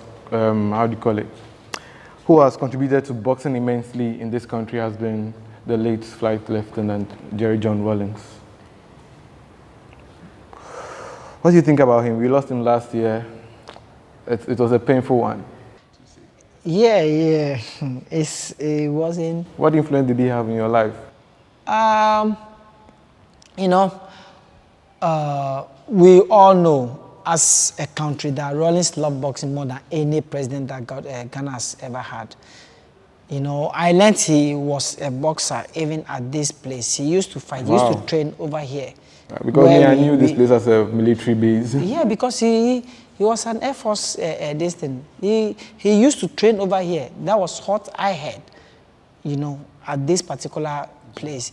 So he's a big fan of boxing. There was a picture of him and Azuma Nelson. That picture inspires me a lot, and it will inspire a lot of generation. You know, the president and the champion walking on the street with a title Azuma won from America. There was a time, not to cut it, there was a time Muhammad Ali came to Ghana because of him, and he also has his gloves in his place as well. Yeah, so as President Rawlings was during his time to some certain time, I think amateur boxing was getting massive support. Amateur boxing was getting massive support, you know. So it was a big loss to all of us as a country. But death is an old thing, you know. We can't take it out. When it comes, it comes. So I would say may his soul rest in peace. So what do you think about our chances of winning the Olympic medal? Because we have two boxers, that's Samuel Techi and Samuel with the brother. And then this boy, Suleiman. Okay. They are three now. Even the GBF president says there could be 5 boxers representing Ghana because the deadline is not over yet, so we can still qualify. Yeah, qualifying for Olympics is not an easy thing. We having 3 qualifications are, very good, and we hope for more. But you know, I wish the fighters who are going to compete at the Olympics, I wish them very, very well, you know. But I won't be surprised if they all go out there and come home with nothing. I won't be surprised. I won't be surprised because, first of all, when it comes to history, you know, the record history in our history with Olympics Games, boxing has won the highest medal for us in the name of Ikwete Senior. That is silver medal. That is the highest medal we've won at the Olympics, and it was won by boxing. When you go to professional, boxing has won almost 10 world titles, and that is what boxing has achieved for Ghana. So boxing has done so much for Ghana that football cannot even catch half of it. You know, so, but when it comes to Olympics, these boys has been struggling on their own. These boys have been taking cars with their own money, going to the stadium every day to work, to train.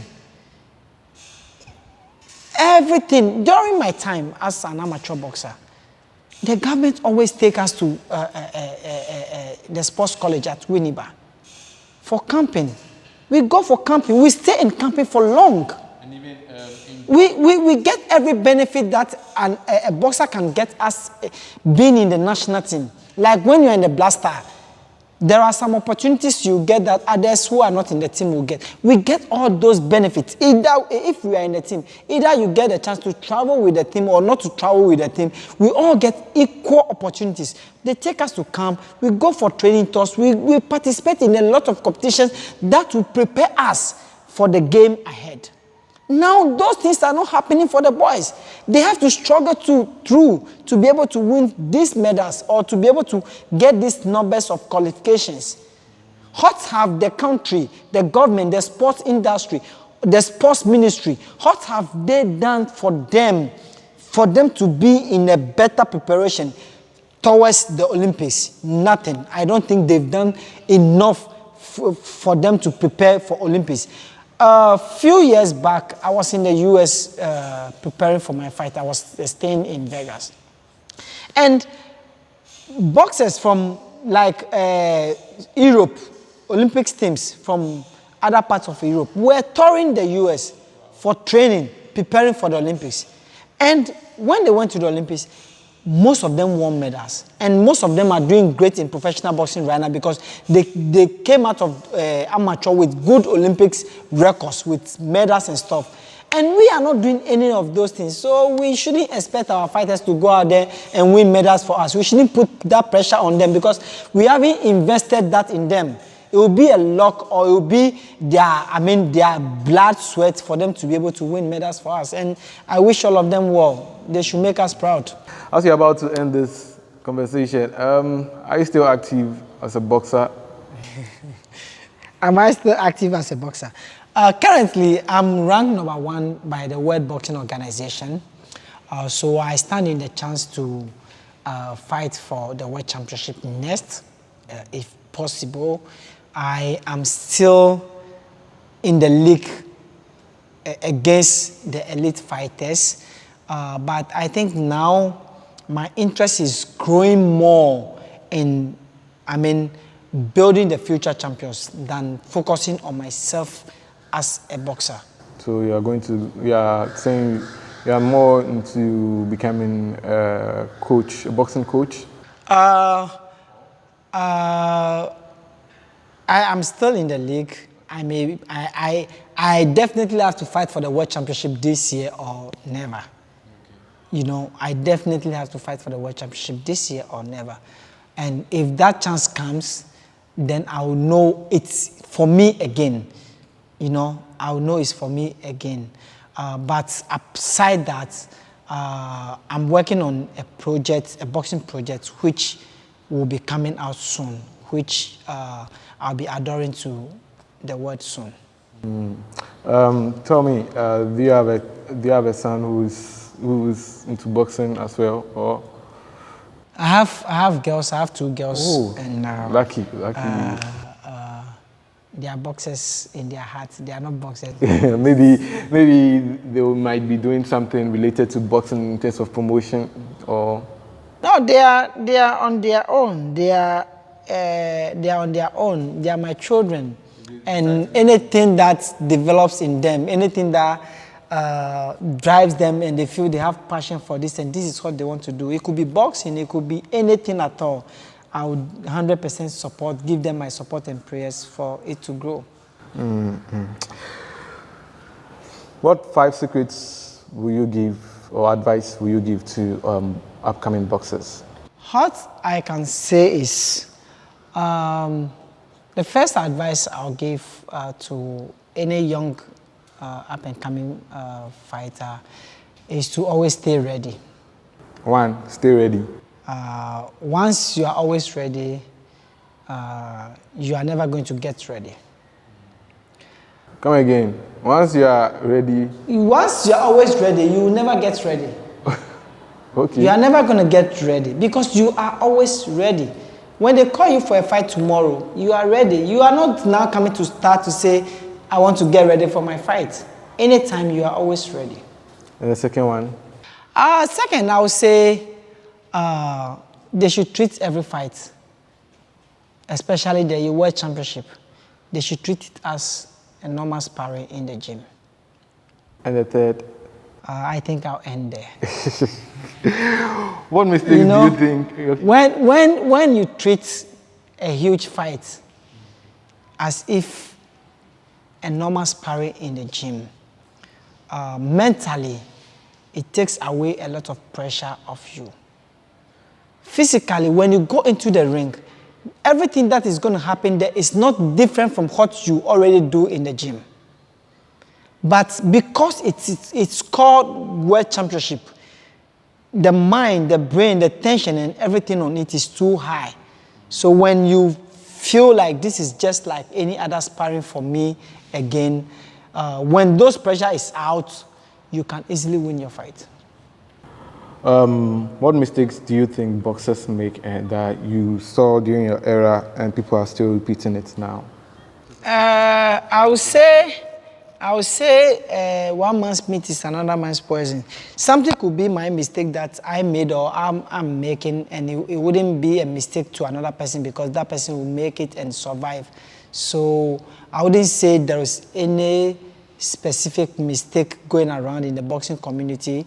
All I can say is that we as a boxers, and especially the younger generation, they should know how to, hail, praise, or even worship people like D.K. Poison, people like Azuma Nelson, people like the late Alfred Kote, like Bazooka Kote, and every fighter who has been able to achieve that glory called world title. You know, as higher as you will be in the sport, the ones that has made it before you came, they should, learn to pay some love and respect to them so God can tap on those blessings and give them more of whatever they are winning. What do you want to be remembered for? How do I want to be remembered for? I want 50 years, 100 years or more, when this boxing career is done, all this life, everything is done, I want to be remembered as one person that a lot of young fighters will say that because of Joseph Agbeko, I was able to achieve my dream to the full, I was able to achieve the full potential of my dream as a boxer. That is what I want to be remembered for. Thank you for your time. This has been another edition of Sports Check here on GhanaWeb TV. My name is Joseph Adamafiu, and our guest for today has been... My name is Joseph Agbeko. Catch you another time. Thanks for watching.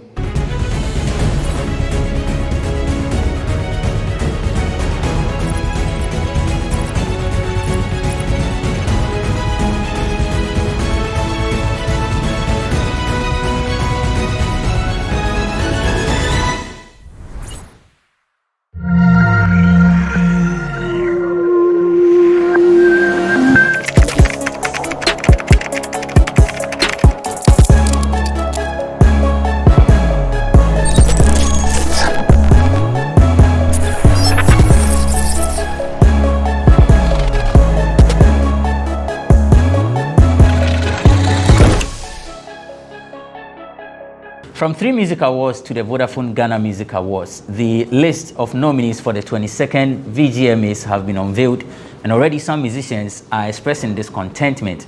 They say they deserve nominations, but they are conspicuously missing from the list. Justified? Later, we have a conversation on the call for the regulation of content on TV and radio. This has come as a result of the murder of the 11-year-old boy in Kaswa. Some say the 2 persons who committed the act, both teenagers, did that as a result of the proliferation of spiritualists on our TV and radio stations. This is what we are seated to discuss on this episode of Bloggers Forum. My name is Benefo Boabin Abrantepa. Welcome to Bloggers Forum on GhanaWeb TV.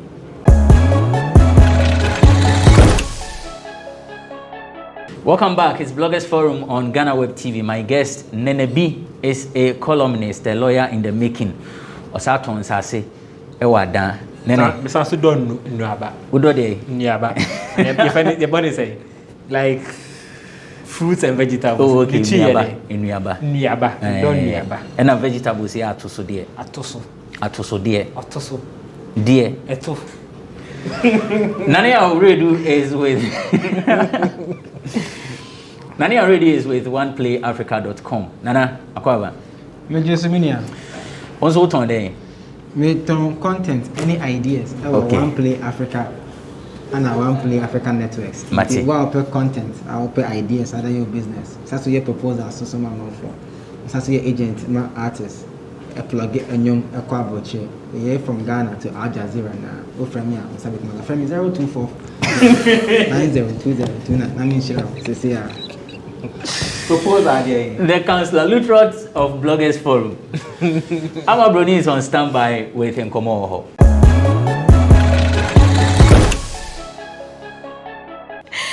Fufu bi abakrom I wohwe no bi how what now when this one no abomodin atonkra we yakoma no lions don't respond to frogs and one thing it is what it is amabroni me kwaya masanso aba na watwi sema akoso nyina maboa no amede ba besom mayentwa ye hombra sesia Amayen bonra nkomonim. Emi say na watwe atwam. We follow a Ghanaian gospel musician Sonny Badu based in the UK.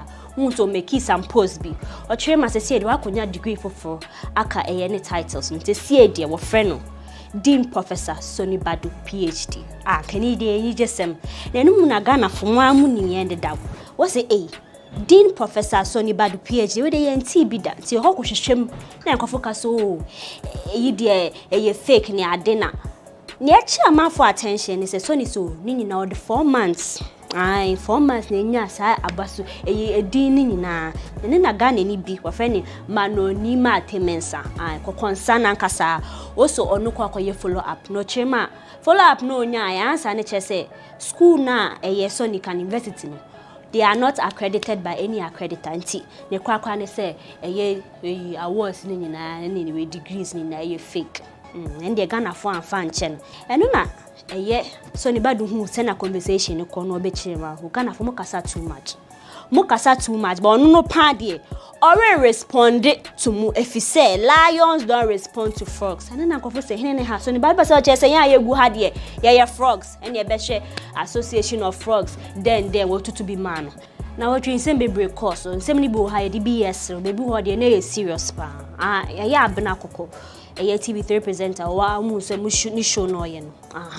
abena na na watch your video bi o chema media general was any show no was suspended na dey na was suspended koko show koko chema okoye video kakra bi ene wo se waje ni bra kakra waje ni pants kakra na ja odi je ni kakra ne na ni adwumayefo no hu na oso abena show ya wuye ene sa ho ya ka ne emfa nti se ne ebe ye ne se ye betwe aso kakra ye be puti show no hold na abena bai eni sum abena koko su abena wanga sa hu video na ubeye emotional ye na nka na focus so mo amunim sa abena koko ye ka bipolar no odi mu chame like off front line even though say she's living with that disorder she's also preaching about it bibim pona ba you can even think so maybe and then they buy na say but abena chema she wasn't going through a breakdown baby she didn't have that onwa no tree phone no so no abe show nti muntu me separate from adwuma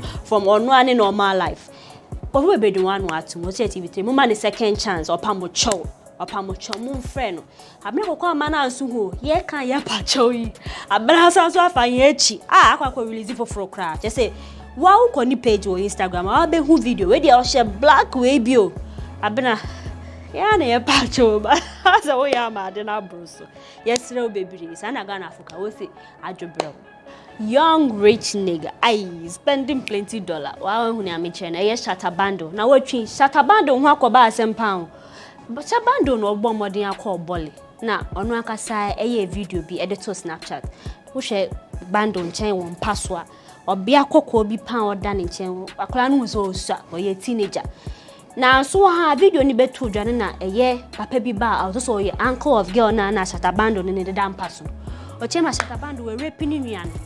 Shatabando. O se Shatabando we raping nuan. And then I go say bando be a raping girl. Girl ya no that bando nche. And no dey yenye ne be hwehwem.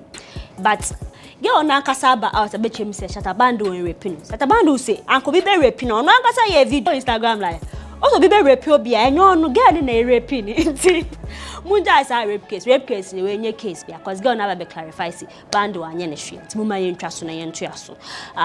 Say ye twa so dia eye Zara man osebo one. Onu na che say na watwi bia ya o trendy wa oni mo chibone fashion dada skirt ya o hye no kita briefcase we pose baako wasan so we pose baako aka na osebo koyo odi biaba oko show bi so o say super show bi so ye cooking program na eno na osebo ba ben nua aduan na osebo so oni obanua brody ampesi ni nkontomre stew na osebo sade en shade asina yen kwa osebo ahohoro eye brody hu wa bu brody ba kwa ahohoro hu we atwa ne tie atwa na se ye hu ane so osebo de ade akona na wa start e ka grill etchin eyi chocolate osebo enya na osebo start re brody raw sano I would present and say hey osebo de na koso osebo sa won tie brody raw na mere ne sano to hypertension to diabetes. Just was about let's still same baby. Maybe we body no because esai ade bebre. Ya near ye no. I na mama mbisa mo so ko party bi na say wo bracelet bi is worth $12,000. Yes, system ne na ne so ba Ghana cedis ma. Almost 70,000 Ghana cedis. Yira nka oba ye den. Eni bi na to efia Schwarzenegger chema. Na watwi e chemu ya na blogger. GH hype or your party be not on and suffer if you know share that she share no or fire or she share near man or chema no watching any bracelets near do over $12,000 or bombardian or share no so the party or do one of my casacasa be bouncers bodyguard oh who ya understand where you need if you chema $12,000 bracelets in the watch ni na mafa na nkofo say hey if ya 70,000 Ghana cedis asem na okay. And I say one shade auntie nim scanning mana. The chair if you chema $12,000 worth of bracelets and I auntie. So who no abomodi ana dia my sister fia ne hu be hia na nkasa. Oh Easter we dia man fu deeper. Ukọ efie mo bia asrew na wo fia sorry one we aduan we didi. But ebusuan bi o ka so Easter e dia bibi fan we ni so pa. Easter Saturday no. Na ebetu dwa say abofra bi a we di 11 years.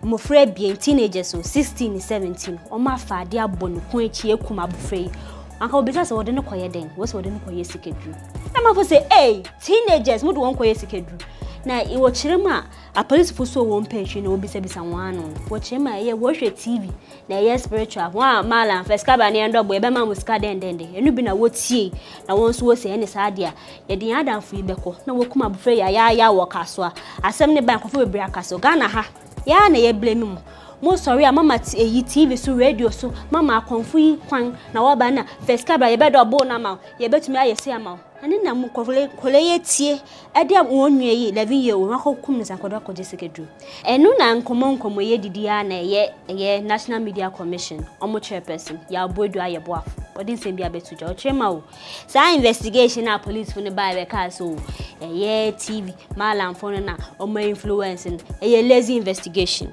I man shed anya ade ne mun ko back na mun pay bibi fofronka mun tumi generalize ade ne say eye malam fo na aye na enu na eye comedian worries o ye video bi won say abranti yanka onu ankasa comedian ka ye zo ba be stress de bi won say we suama na ni ase nyina honhom o chema hwe sa asem na o kan de ye lazy and da men ka bi crampoda koso no comedian worries chema comedian worries o chema onu ankasa ni nua sometime ago bi sa ankrofo ye bi bo omodin achi ni nua ade ne ye sacrifice ritual purposes inti sa asem ne de Ghana fo mbo modin ana mo ye bibi fa ho cause ekoso da se ento wada nti wo na yobaka so ene fa he na ekosi hia but asem ne nyina wo krom na ne se bo ma ho ban hwe won ye pa na obe wani so bidi ne wan kwa koje ti asem na no no ye ma ebusuafo a ade atonwani ye ma mo so ya akopa eje nya aba Vodafone Ghana Music Awards nominee list no more release. Na no na wa oni we ka VGM na ye hwe ni mpa say this year nkombe include Stone Boy and Shatawale e ka dancer artist.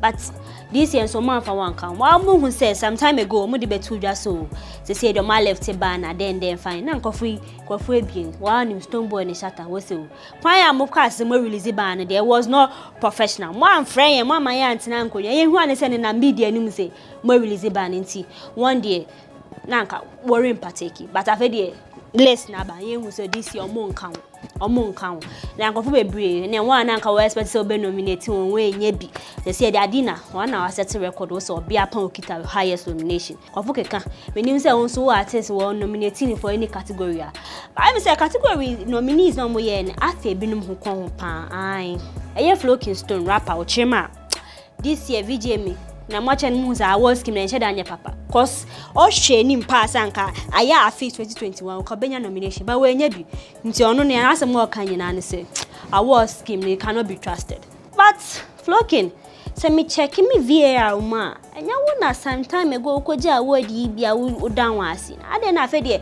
this time afa akon ho a say enya credible hey Ghana fo enya me sorry so hama broni na watching your course in am de abrem nti Abrantepa so mu na to asomaye.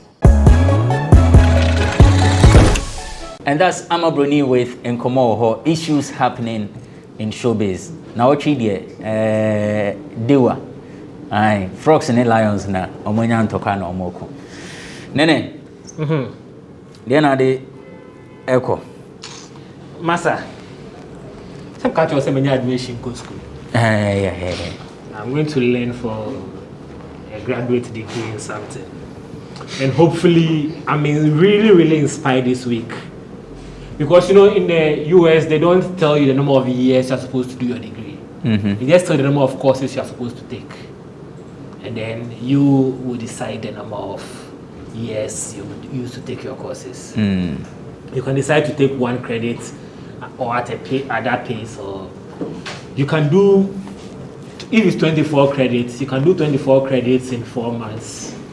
If you have the level of grace anybody has. So I'm aspiring for that level of grace and miracle so that I can do 24 credits in 4 months. So that at least he's really inspiring. You see, the thing about people hiding behind the clout or the cloth of I'm a man of God, touch not my anointed, don't speak ill of the man of God, you know. Let me tell you something. As a Christian, we are all men of God. You understand? The Bible says that your friend is saying we were created in God's own image. No, the Bible says that confess to one another and pray for one another. If you have the power to confess to one another, that means that you have the power to check one another. So if me, a man of God, which I really am, realize that another man of God, who Sonibadu is going or is talking in the nonsense, I have the spiritual power and backing of God to check him. So they should stop that nonsense of I'm a man of God, I'm a preacher, I'm a minister, so you shouldn't say anything about me, you'll be cursed. The curse will come back to you yourself. You understand? You can't just claim you are a man of God and anytime you open your mouth, all that come out of your mouth is negativity towards the word or the other people. Where is the love Jesus has us to spread? But that's not in the case of Sonny Badi because he does social media posts and encourage people. No, but then when people say something about you, the first reaction you can get or give to them is to attack them and say negative posts about. You see, when you do a general, you are blessed. It's different from when you target somebody and spew curses at them. You understand? You are targeting the person individually and focusing your energy and your spiritual authority on the person. You understand? That's a habit need to stop, you know. And I don't know, Charlie. He says he knows the mindset of his people. That is why he doesn't live in Ghana. There be a negativity. Okay, he should keep his mindset wherever he's living. If he is a man of God and he thinks that he has a ministry to, isn't changing mindset part of the Romans chapter 12 verse 1 to 2? So for call. It's a renewal of the mind part of the job of a minister. So if you think that your people have a negative mindset and you call yourself a minister, is that not your job to renew the mind of the people? Is running away from a problem what you're supposed to do as a man of God, and you call yourself a man of God, and all you can do is run away from a problem and say that because there's a problem I'm running away? Sorry. Nana. I'm right here. Then echo. They're crying, they're crying. I mean, what Nana is talking about them, I don't want to even go there because we forget that if you're a man of God, you're a human being. If I post a picture and you don't agree with it, do your research and put it out. Don't attack me. Because when you act, you don't expect me not to react. But anyway, how do you I don't want to go there. I want to touch on is it exactly, are you guys quoting what comedian Waris said, or is not correct? It's not a verbatim quote. Which of his stories? You are very dumb. Yes. For blaming. He said it.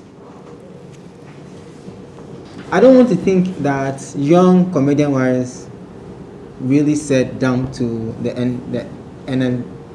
National Media Commission boss, Mr.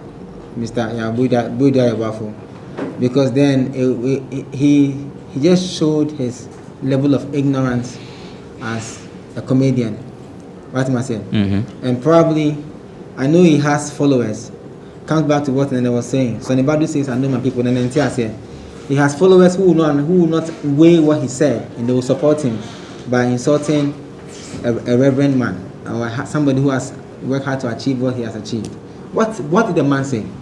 Or say, man yen kase TV na de yi o TV so no pe. Ana ye cause of say in kolam yenu ekoche omunya ketwa 10 years old boy eden eku no. How is this down? How is this thing down? We've been in this country. I have said it on this show before that our bear for 4 years now abana from the social media and new media. It is what is costing us as Ghanaians, because the level at which the people who brought it and what they have gone through in their life, over 100 or 200 years, they've gone through it. It is for them. It's easier for them to connect with some of these things. We are here and we said traditional TV and radio is dead. How is it that something that you and I said that it is dying now becomes the blame for a certain 2 young boys who killed their fellow young brother over money ritual? We have to be open-minded as a people. What the man said, he wasn't even defending his office. He was even trying to let the police know that you have to do your job.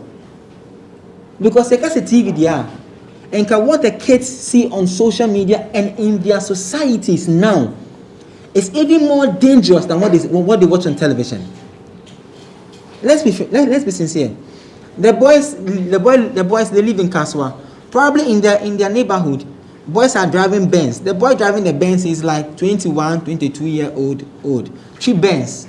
3 latest Benz. Esi kamu 2 sika. Sika man for. We chat video, selfie, they are to social media, either to Facebook and WhatsApp. So now these kids these days, when you take their phone, they are on Facebook, they are on WhatsApp. They even know a lot of the tech things that even we do now. Now say asema bana say openine kasa say okay. Don't blame it on just the TV. So that in Ghana we will do the apportion of blame game. Then after 2 weeks, somebody will go and do sex tape, and then we'll forget about the boy and the mother and the pain that the family is going through. Then we'll go and talk about the sex tape. Then you sit down as a so-called influential comedian to attack and your words that you use is dumb. That's the about to say, I know my people are. The foolishness of that comment is so disrespectful to the man, he has to come and apologize to the man. There's a boy in Kumasi whose video audio I was listening to on xylophone on Wednesday. This boy was featured in a song called Ajiska, Ajiska, Ajiska. And he was quoted by saying that one time no moja, opesa uchi car baby, only car Range Rover. If you open your Facebook right now, go to your friend request list.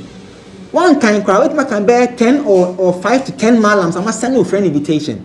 Even when you do a post on Facebook, these malams have boys who are seated and they are posting. I need 15 boys who are serious and I'll make them rich. I need this, I need that. If people are not taking these people serious, why are they always coming up? We've left the society part where the country is so hard that I'm saying this not to cause pain to anybody, but I'm telling you on authority that if those two boys had succeeded in doing the ritual and they are taking the money back home, I tell you, their parents will never have asked them where they got the money from. Have you been to Kaswa? Have you been there? I was there on Monday. No recent. I was there on Easter Monday. I wanted to see for myself where the boys they live. I was there myself. I am telling you, if those two boys had succeeded and they were not caught, and they had brought back the money and they had come back to their family, what makes you so sure? Boss, I said nabo and I said, yeah, okache fish. What am I saying? Usa not golden fish. Me the cotton and I'm cotton. Do kosa unyebi. They are ubenyabino. Oh, sana wenijino. Biwa be to crana or issue. When people are going through a certain level of poverty, and through no fault of theirs, they have to find ways of means of feeding. I'm telling you, at a point in time when somebody breaks the chain, it's hard for the people around to ask the source of the money until something happens. I'm not saying that the two boys' parents would not have questioned them. I'm saying if they had succeeded. Now, if Warriors thinks that what the National Media Commission man said was done, he should propose a better thing for us. He should tell us what we should do as a country to solve such a problem.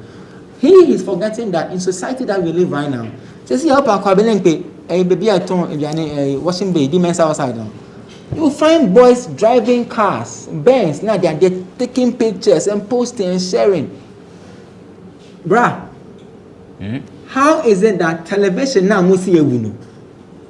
is now the biggest influencer for somebody killing somebody? Okay, so let's take a break. When we return, we will have an extensive conversation on this one, TV and radio content, the call for some level of regulation. Some say when we do this, it's a way of gagging the media. There are also concerns that if we fail to apply the brakes, we will see more of these. But who is supposed to? Because the National Media Commission says it doesn't lie within their mandate to, regulate content.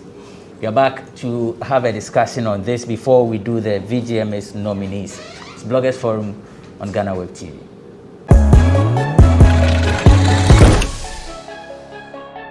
Welcome back. It's Bloggers Forum on GhanaWeb TV. My name is Abrantepa. Nania Redu is with OnePlayAfrica.com. Nene B is a columnist. Now, before we went on a break, Nania was making a submission on the call for radio and TV contents to be regulated. Let me get Nene's opinion.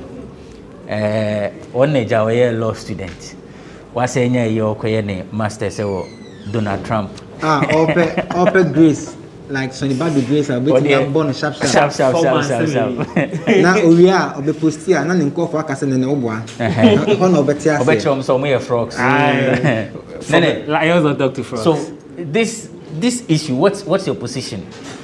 Do you think that the radio and TV contents are to blame for what has happened? Okay, so and that there is the need for the content to be regulated? Let me start from where I ended. on the Sonny Badu issue. I said that when I was about to say, I don't mean kind of answer you. I said that I'm a religious person, right? My God. I'm a very religious person. Apart from chopping women, and they sin. Apart from the chopping women, and they sin. There's a thing. Okay. I like being religious because it provides me with some form of comfort, clarity, and guidance in life, right?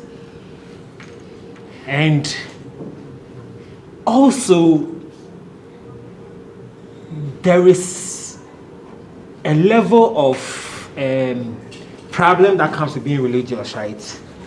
Because being religious is a form of looking up to an authority that is hovering over you, right? And because you have an authority that is hovering over you and you believe that your life revolves around what that authority does, in most people who are religious, it creates some form of authoritarianism, right? Or some form of crave for authoritarianism, where if you are a religious person, you believe that you don't have any control over your life. So everything that happens is as a result of other people's action and not your action. It begins with it's as a result of God's action and not your action. Then it goes to it's as a result of other people's action and not your action. So anytime something happens, for most religious people, the first thing they think about is, whose fault is it? Not my fault. Whose fault is it? That is why in a lot of churches there's a lot of focus on the enemies or, the enemy and blah, blah, blah. Because it's always another person's fault and never your fault. And I don't think that is biblical for me. I think that God gave us free will for a reason. You understand? And so, Ghana is a religious country also. In Ghana, anytime anything happens, the first thing Ghanaians do is look out for who is to blame for this. And always the blame is somebody else apart from me who is talking. You understand?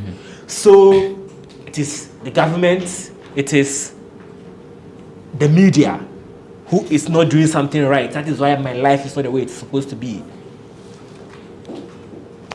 I told my dad when I was young, right, that he said I was singing some lyrics or some song, and he felt that lyrics was not the way it's supposed to. It's a Christian supposed to sing those lyrics. And I remember telling him that, and he used the expression, I didn't raise you that way.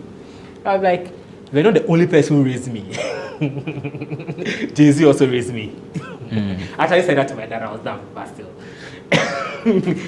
The point I'm trying to make is that, the media does have some influence, but I made some post on Facebook on Sunday, right, that I always gravitated towards rap music that had positive message. And you know why I always gravitated towards those rap music that had positive message? Because of the value system I was raised on. You understand? The value system attracts what gives you what you want to be and what you look up to. So there's a lot of content on the media. People's value system determines what they watch on the media. I don't watch Christian channels. I'm a Christian. Because I don't like the type of music they play. Instrumentation, maybe. But there are some people who that's all they watch. Me, I only watch news channels. CNN, maybe I'm TV that's CNN. There are some people who only watch movie channels. You understand? And all of us have the right to decide what we want to watch. You understand? And so, when you say, I read the press release by the film something. National Film Authority. Whatever their name is. When you say you are coming to regulate content, will it include live content?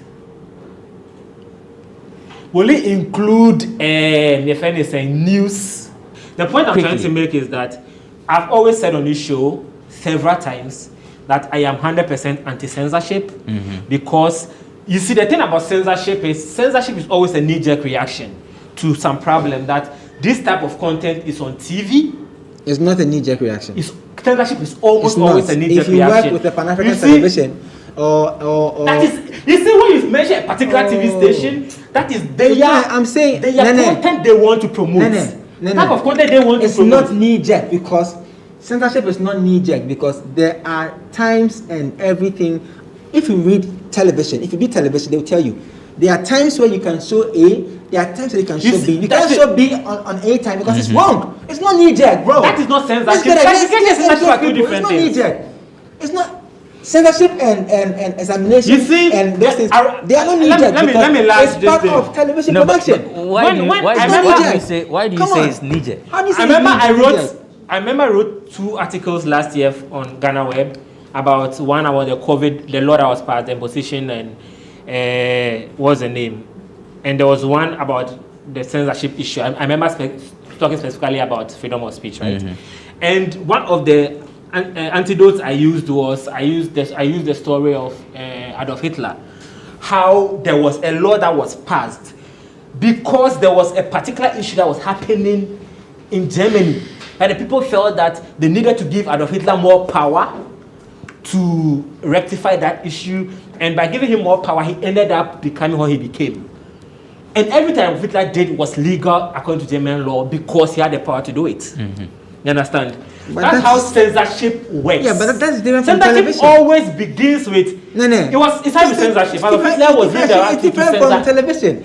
I mean, listen, when we were kids, people had the power to censor even phone conversations. If it is knee-jerk, why is it that? If it is knee-jerk, why is it that when you were a child, your father will censor you even from the things that you say? It's not a knee-jerk. That is not censorship. That is raising your child and censorship. When the government censorship involves the state, you just made an argument about Adolf Hitler, which doesn't he's a president or connect to TV. This is television. Are you serious? The reason why I mentioned Adolf Hitler was it started with censorship with Adolf Hitler. It is different from television and film. It's different. It was a newspaper and telephone. Is that no media? Is newspaper no media? Is that no media? It is. Is TV no media? It is. I don't use him because it was censorship of newspaper and telephone conversations. Okay. So you understand? I think we need to make something clear. I think we need to differentiate between censorship and classification.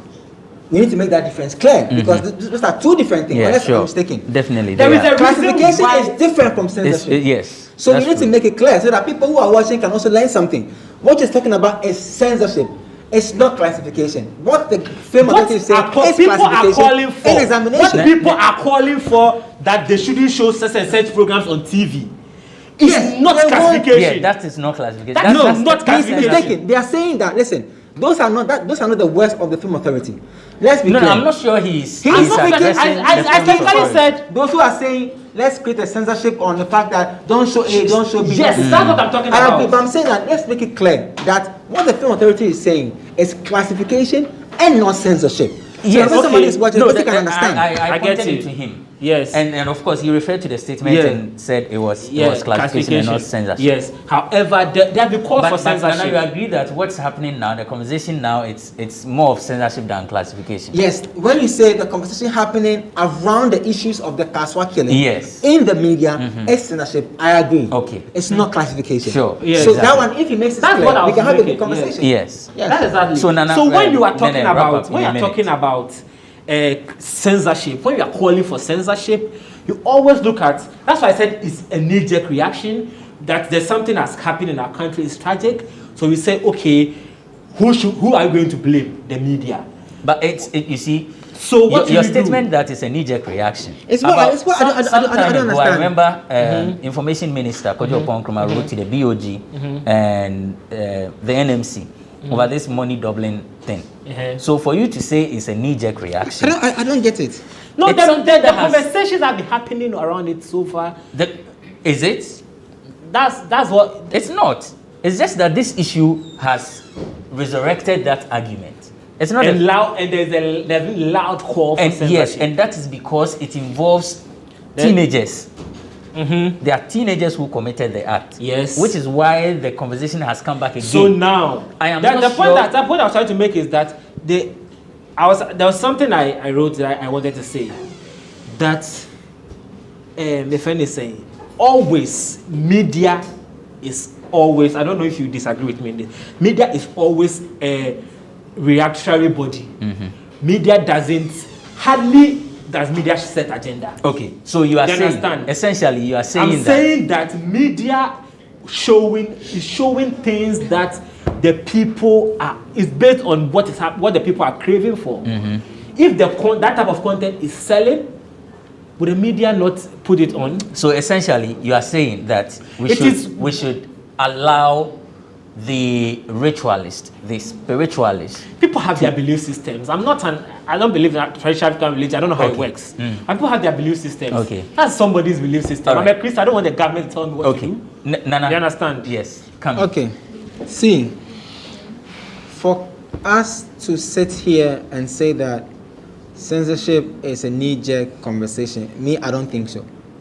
I feel that there are things that in our country, one, we are growing as a country. We are experiencing things that others in the world have gone through over so many years. So we are fine-tuning ourselves to fix the issues as and when they come. Our major problem is that all of us as Ghanaians, we like to do the blame game.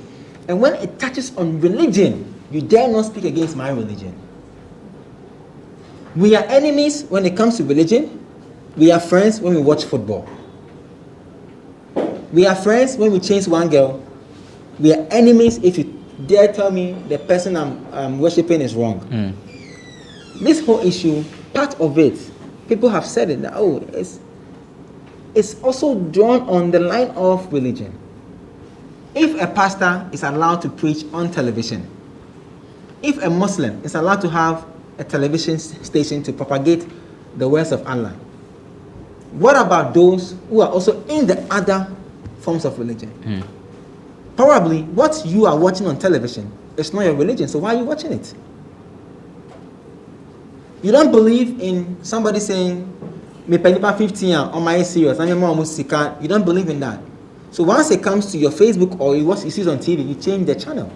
Do you understand what I'm trying to say? Yeah.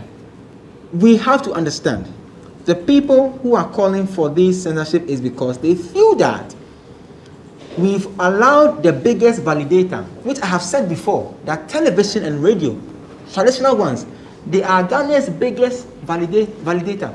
Listen, if you do anything in Ghana, if you like, let somebody die here, put it on GhanaWeb. Yeah, my embo TV say, "Oh, I see my say, hey, I see what we know. It's okay." Why? When people, TV has built a certain perception that if it comes on there, it's the final say.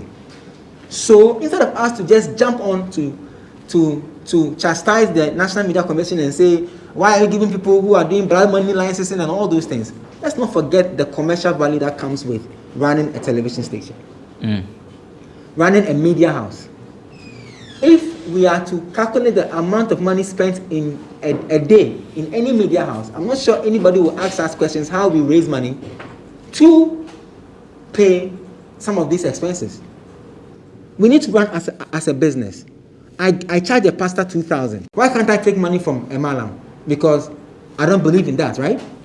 So if the media house does believe, or the owner of the media house does not believe in that part of religion, he won't take the business. Even when not, you see, the tag malam sounds some way, because malam, if in the actual sense, is a preacher.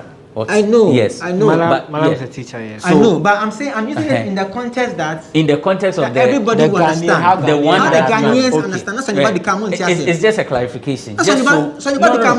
Just so the viewer doesn't, misunderstand your argument. But I'm saying, if we have someone that comes on TV and says,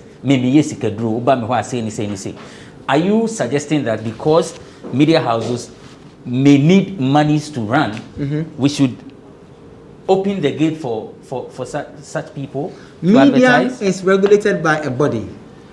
The body does not fund any media house's operational cost. Then that body does not supplement any administrative cost for any media house.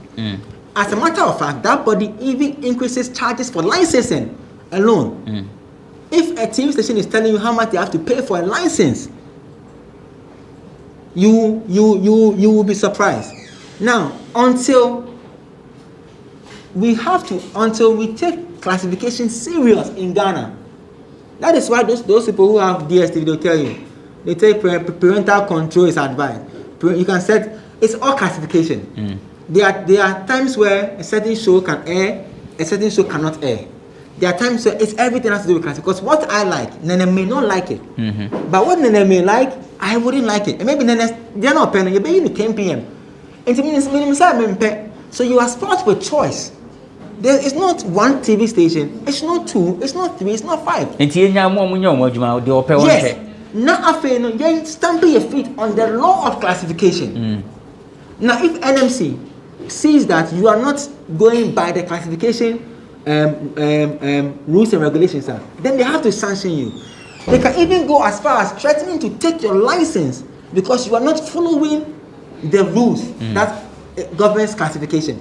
Why I'm saying this because all those who have channels in Pan-African platforms, like the DSTVs and the rest, if you make a mistake in any of their rules, the third sanction, you are taken off. So if any Ghanaian is on DSTV, check how they operate their channel. They take it to work out. Even the sound, there's a certain quality of sound that you have to output, that you have to give to people who are watching your channel, and they adhere to it. Of course, rule no law need the whole and the ha. And I say what I say. Say a better law never any ever be back or hano. And you'll be a dumo, Macacram me deal in same year into what that. O Mubisu say Okoma Lona Iduma. O do I say a man cacra on day on money now who no John no contribution in ma. Now I j no I can say with them twice. If we continue to overlook those things, we will be here every time when we are hit with such an incident. We will come back here and argue and do the blame game 2 weeks. It will go away. Then another sex tape will come. Then we'll go and talk 2 weeks. Bruh, I don't think TV has anything to do with the killings that happen in Kumasi. The NMC boss says it's a lazy investigation. Yes. To blame the incident on television TV and radio content. Yes, I agree. I said it before he even said, I had a call from spies in Takrady and I told them, listen, let's all be sincere with ourselves. Let's take morality into play right now. Let's be honest with ourselves. We all know that the killing of that 10-year boy is morally not right. So why are we not questioning the moral standard of the two boys from where they are coming from?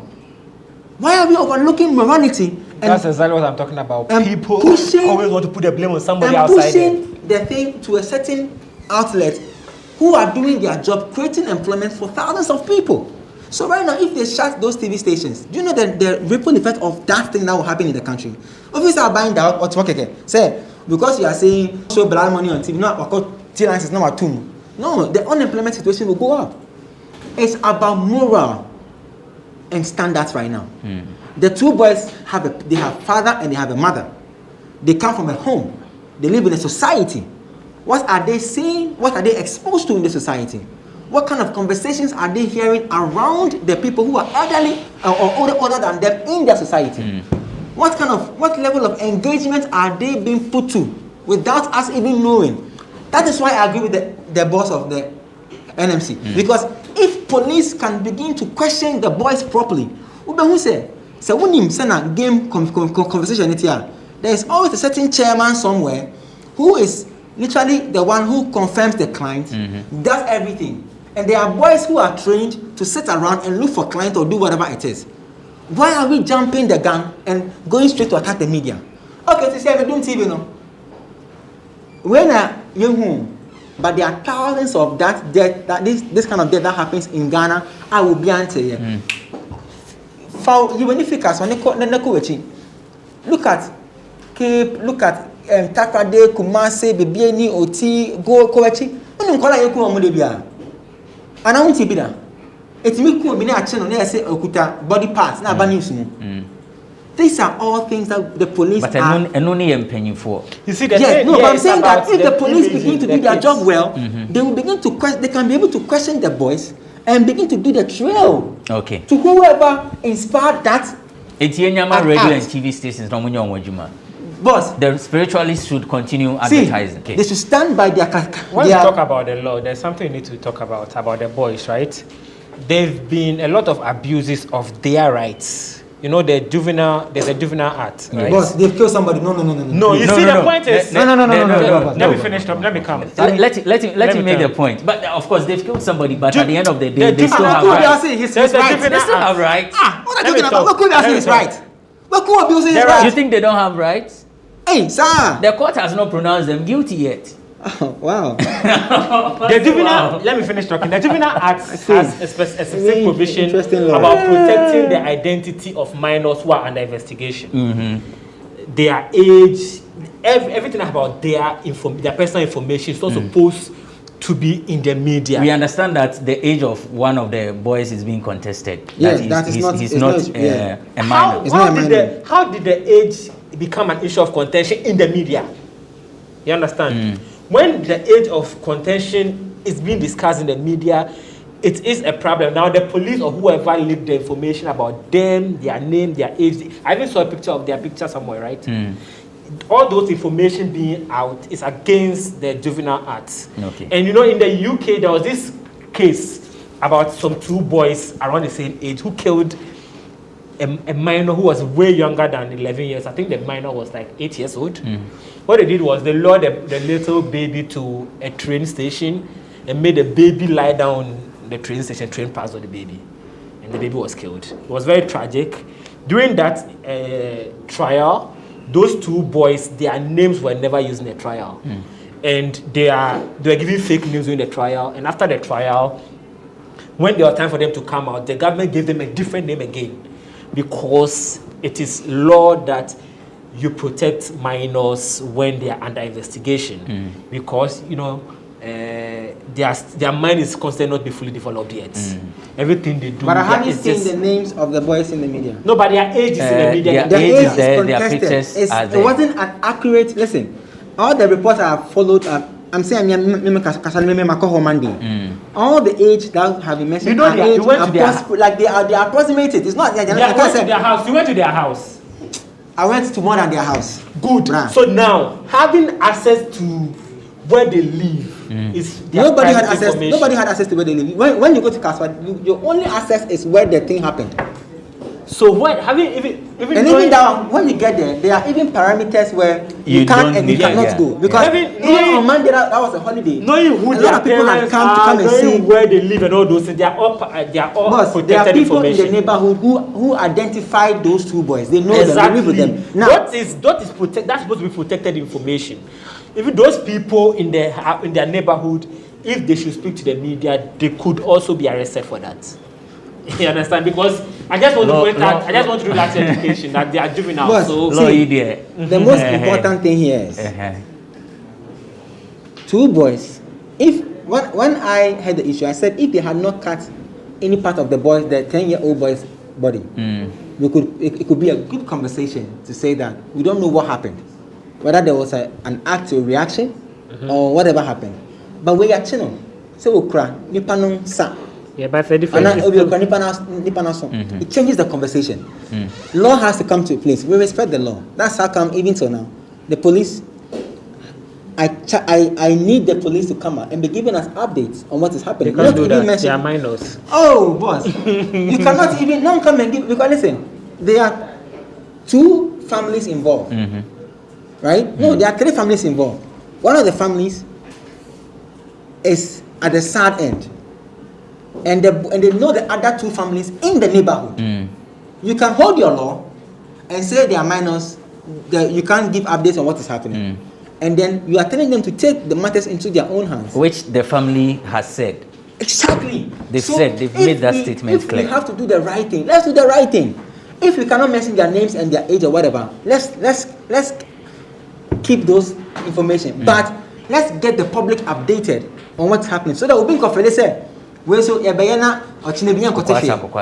the thing is that usually this whole thing, because they are minors, how they are trial is going to be. And the reason why I brought that up. I understand that they can't even be in prison for more than 5 years. I think 3 years. Is it 5 years? Yeah, 5. Yeah. More than 5. They can't be in jail for more than 5 years. They can't be in jail for more than 5 years. Yeah, because they are minors. The reason why I brought this up is you know that the pain of the mother and the father of that 10-year-old boy is more than 5 years. Oh, of course. Definitely. Yeah, the point I'm trying to make is that 30 seconds. I wanted to I brought this up to say that because they are minors, the way their trial will be handled will be different from the way other trials are being handled. I know that people are going to be saying, they are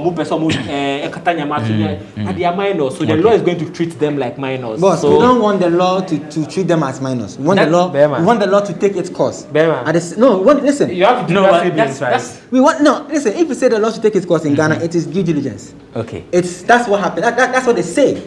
If you say they are minors, that's what they say. You want the law to if you say I didn't see law now you can't book see. No, if you see who say you implement the law, no. Okay. Yeah, what's the matter? The case is in court, so let's see what happens. For example, let me say this. Say for some, their trial is not going to last for more than 6 months. If for some reason maybe a DNA and the trial go more than 6 months, the judge can use that as a reason. Will have to use that as a reason to free them. Rebecca said, "Oh, the law didn't take its course, but the law did take its course. The trial maybe went over 6 months because they are minors." Yeah, that's it.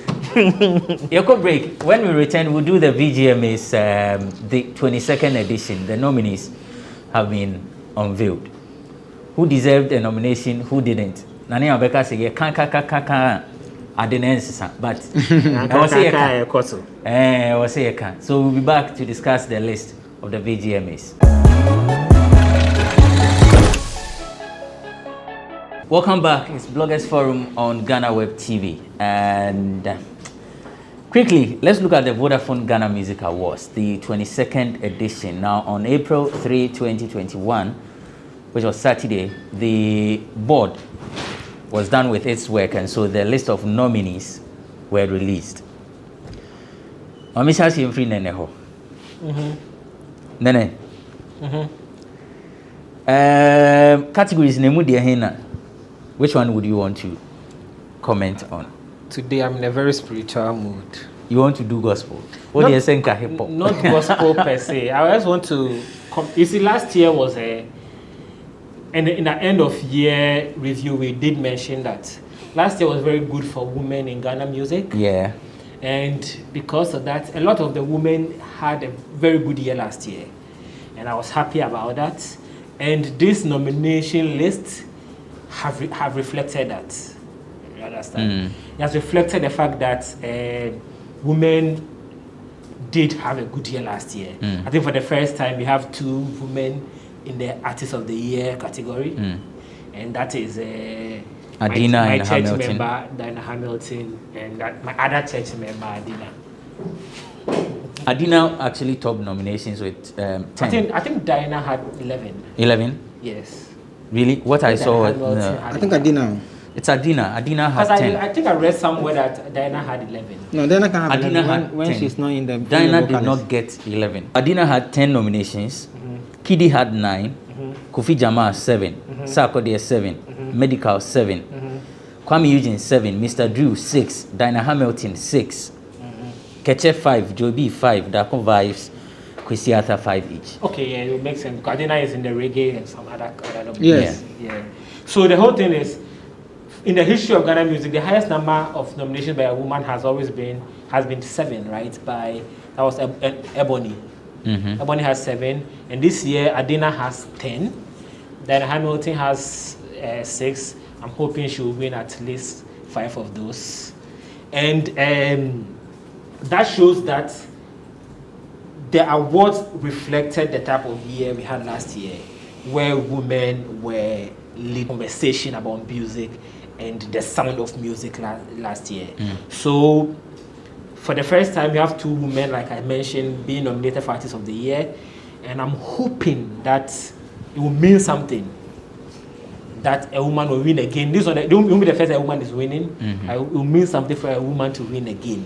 Which category do you think is the toughest? Obviously, the toughest have always been the most popular song, because every single song that is nominated is deserves to win that award. When we did the end of year nomination, when we did the end of year review, I mentioned that I wanted Medical to win Artist of the Year because he deserved it last year. But after reflecting on the year and going, you know, we were in the heat of the moment. And last year, December, the loudest sound was Hustle, right? For me as a hip-hop head. So, yeah, I was excited. It was bigger than Ecoso in December. No, it wasn't. No, I said for me as a hip-hop head. Like, but Ecoso is for his high life. Now, Hustle was everywhere. It was even in conversations. Okay.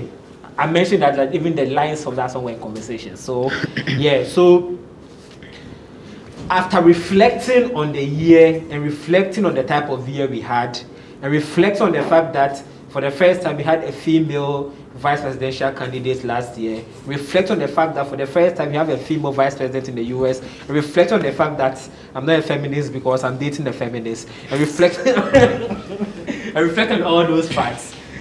I think that the artist of the year, I'm tipping between Diana Hamilton and Adina, and any of them who wins will be well deserved. Okay. And the most popular song too, for me, as a Christian man, Adom is a song that deserves to be the most popular song.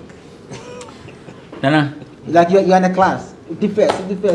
No, it's you. It is school in a boom. At the class for now, it is school in a boom. Near if they number a first, second, it was an hour that 15, 20. Now, I'll say real. I'm saying that because of the conversation that happened with Flo Kingston. Yeah. You know, in a year, everybody is working. In your own corner, you also do you want to wear anything? As soon. But yes, as soon our corner. But the omo obi or you must be count one. They share by mass now. Who say you do you want to wear no? Next one, but not in query. Do you get my point? I don't think Flo Kingston, the comment he made at that the VGMA is fake. You know, it is his right. He has a right to speak. He has a right to share his opinion and everything. But to me, I felt like it was unfortunate. And then he even, aside the Ghana Music Awards, he even came to hit hard, as hard say, when I say ombre fee. What am I saying? Obeying. It's unfortunate, say. Why you do my ding? Now you did almost only do my ding in a boom. What would my dinner wear? And drew a Hondena in Kainu Kutano. And they can match over to our yes, as humans as we are going to react. But after we are done reacting, we should think of the next day. And I'm saying, those of us in the act, our emotions fail us. What am I saying? Or maybe next year, if you work hard and you are nominated again, you're going to write, congrats to the fans for making it happen, and they supported you. And then when somebody refers you to your post a year before, you say that the media was not good. You say the award of winning in 2017. I say post here. The post. I say the media is not good. Let's also speak on Kwesi Arthur mentioned from the Artist of the Year. Yeah. You see, because of COVID, the Artist of the Year definition for Ghana Music Awards, Mimi Nyaya, right? Before they even announced the whole, they released the nomination and everything, they would have revisited it and then maybe done a few tweaks here and there, because the artist must not just have an album or a hit, must be also must also have mounted a lot of platforms, must have its own concert and all that. Last year we couldn't do concerts. Did they have concerts? Yeah, because of the COVID. Yeah. You as Artist of the Year, you must be aside the hits and everything. No, but do concerts. It's not part of the no, like you must be present. I'm saying that you must do that to gain that level of relevance. But in all honesty, the driver of you winning or getting that nomination is when you stage your own concert to cement all the work that you have done. Unfortunately, last year because of Corona, I have a sad part. A song from Kwesi Arthur, which is Bajo, which is the biggest song right now. What category is the hottest now? This year, I don't think the hottest category is Song of the Year. I think it's the hip hop Song of the Year. That's where that is the biggest award that will go out on the night. I don't agree with you on that. Because there are songs there, there are songs in that category, bra, Enyagro. Second to come is the new artist of the year. Yes. New artist of the year. And you see, Oja pa. As for rapper of the year, we all know who the rapper of the year is last year. You understand? We all know who the rapper of the year last year. Force them to play nonsense. You know, so it's not even a question of, it's not a debate. We all know who the artist of the year last year was. And he's the only artist in the history of Ghana musicals who has 2 songs in one category ever. Even see that. Kidding. He has 2 songs in song of the year. Sarkodie had 2 songs. Which song? He had he has had even collaboration of the year. There was a year he was last year. I said song of the year. Song of the year. Okay. Kiddy is the only artist to have 2 songs in the song of the year category. Yeah. Okay. Yeah. Which shows you his dominance in the year and the review, and also his presence, and even being creative to creating avenues of staging his own mini shows with TV3 with the whole 9 Girls and Kiddy, and you know, being the first Ghanaian to be part of the Afrobeat charts, the UK charts at number 15, you know, and then going on the Billboard with Teddy Riley and all those things. And you know, I think that we need to also embrace or tap people at their back when they work hard. It will be beautiful, like Nene was saying. Last year was a woman, it was the year of the women. They did their best.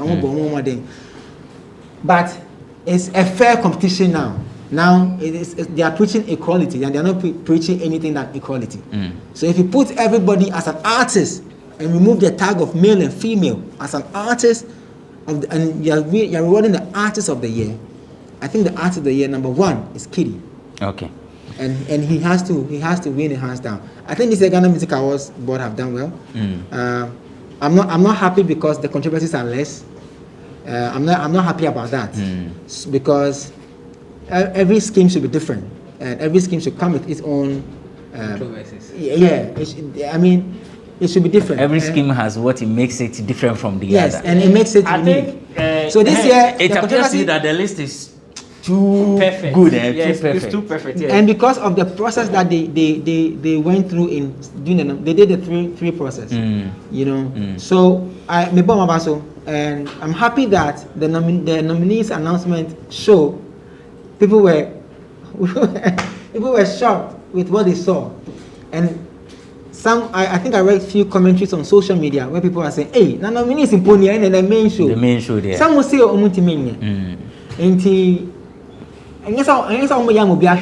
but for the growth of our industry, that what is coming, Ghana should be ready for it. Nania 18, Nania Radio is with OnePlayAfrica.com. Nenebi is a columnist, so we've been having a discussion on the alleged ritual murder happening in Kaswa and the call for the contents on radio and television to be regulated. The VGM is also out. Please vote for your musician or your artist. And yes, sir, did you vote? Did you vote? To all those who had nominations, congrats. Those who did not, better luck next time. Please vote for your artists to ensure that they win whichever categories that they've been nominated. The show has been Bloggers Forum on GhanaWeb TV. My name is Benefo Boabin Abrantipa. Thank you for watching.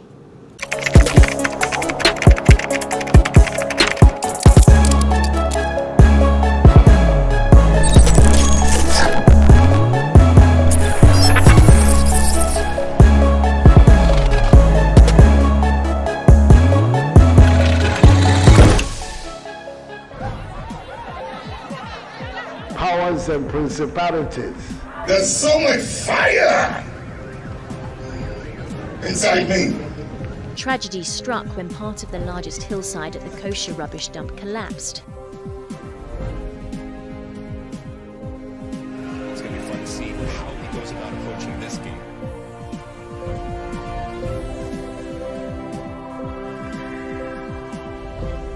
Don't think that we have to wait for what next. It sometimes gets confrontational. But that's the beauty of the game. Today you funny face. It's not my brother. I don't know him. You don't know funny face. It's not my brother. You don't know funny face. It's a package. We meet, we sit, we dialogue, we learn, we progress. My name is Benefo Huabin Abrantepa, a proud blogger, and this is my forum.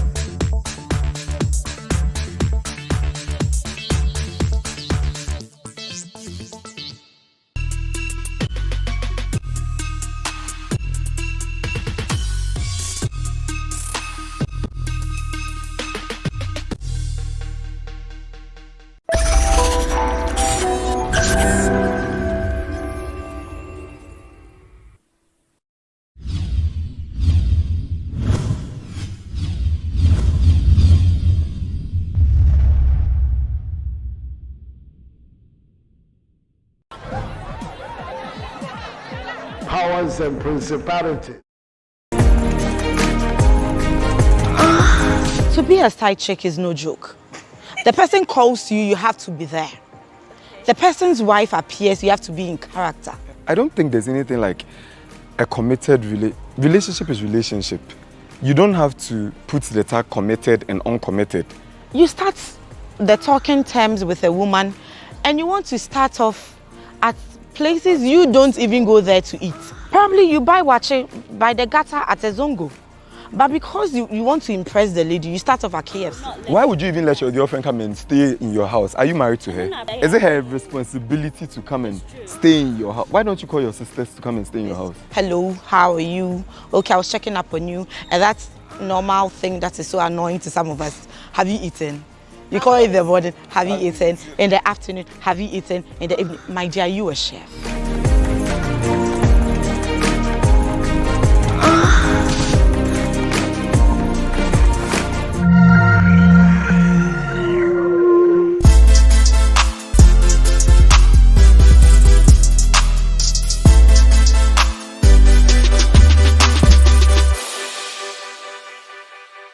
There's a saying that when the lioness storms out of the bushes, the house cat vanishes. Yes, our guest for today is a lioness. She is an internationally recognized Afropop singer and songwriter who hails from the Upper West region, Sisala to be precise. I know you are itching to find out who this amazing young woman is, but let's do so after this break. This is Talkatainment. Don't go away. Kaya Eko, Megaya Fiadeko. I'll be right back.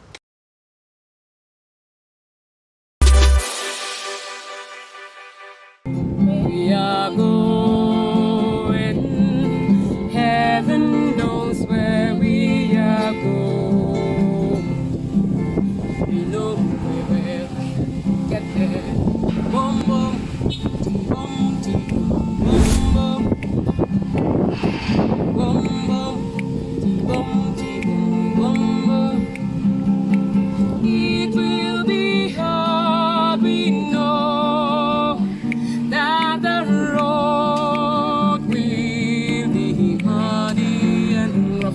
we will get there. Heaven knows how we will get. No. I have here with me, We Are Love. Welcome. Thank you. Wow, you look good. Thank you. I try. First of all, it's no secret that you travel a lot. You are internationally recognized. You're one of the few musicians who are internationally recognized here in Ghana. I want to find out how the COVID has affected your hustle. Oh, the COVID. Because of COVID, all my shows were moved to next year, 2021. I wouldn't say cancelled because I'm still on the bill and the same shows are still as lined up. A few will have to readjust maybe because some people will not be around and then they'll have to move the venue to different places. But I think at the end of the day, I lost this year. I won't be performing 53 shows. Seriously? Yeah, 53. Wow. Yes, 53 shows. From one country or to another? No, different country. Germany, France.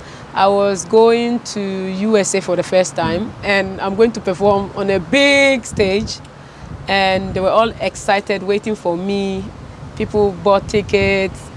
Whoa, the Lioness of Africa is coming. They see me on Facebook, Instagram, and they have never seen me live.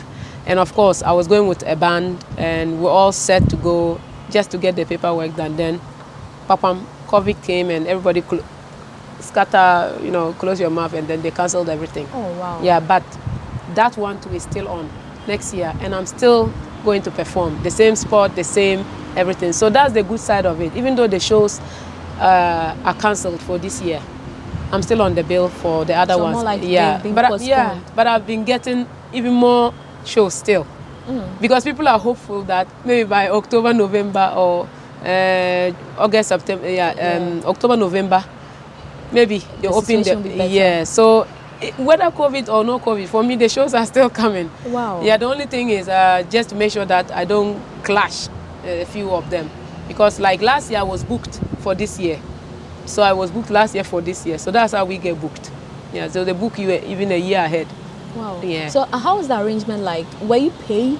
Like, do you have those monies that, like because I've been paid, I need to fulfill my obligation? Well, for us, when you confirm, then you have signed the contract that you are going. Then if that contract says you get half the money, then when you get off the stage, they pay the rest, or you finish performing before they pay you, then so be it. Okay. But for us, we like to take half before we go, because if I say I won't take half, then I stop myself from performing at other shows just because of one gig, and later it's cancelled. I get nothing. So the best thing to do is get your half. Then that way it's your responsibility to go and finish. If you don't, then you have to send the money back. Maybe you can talk about it and all that, but you have to be professional. And I always sign a contract.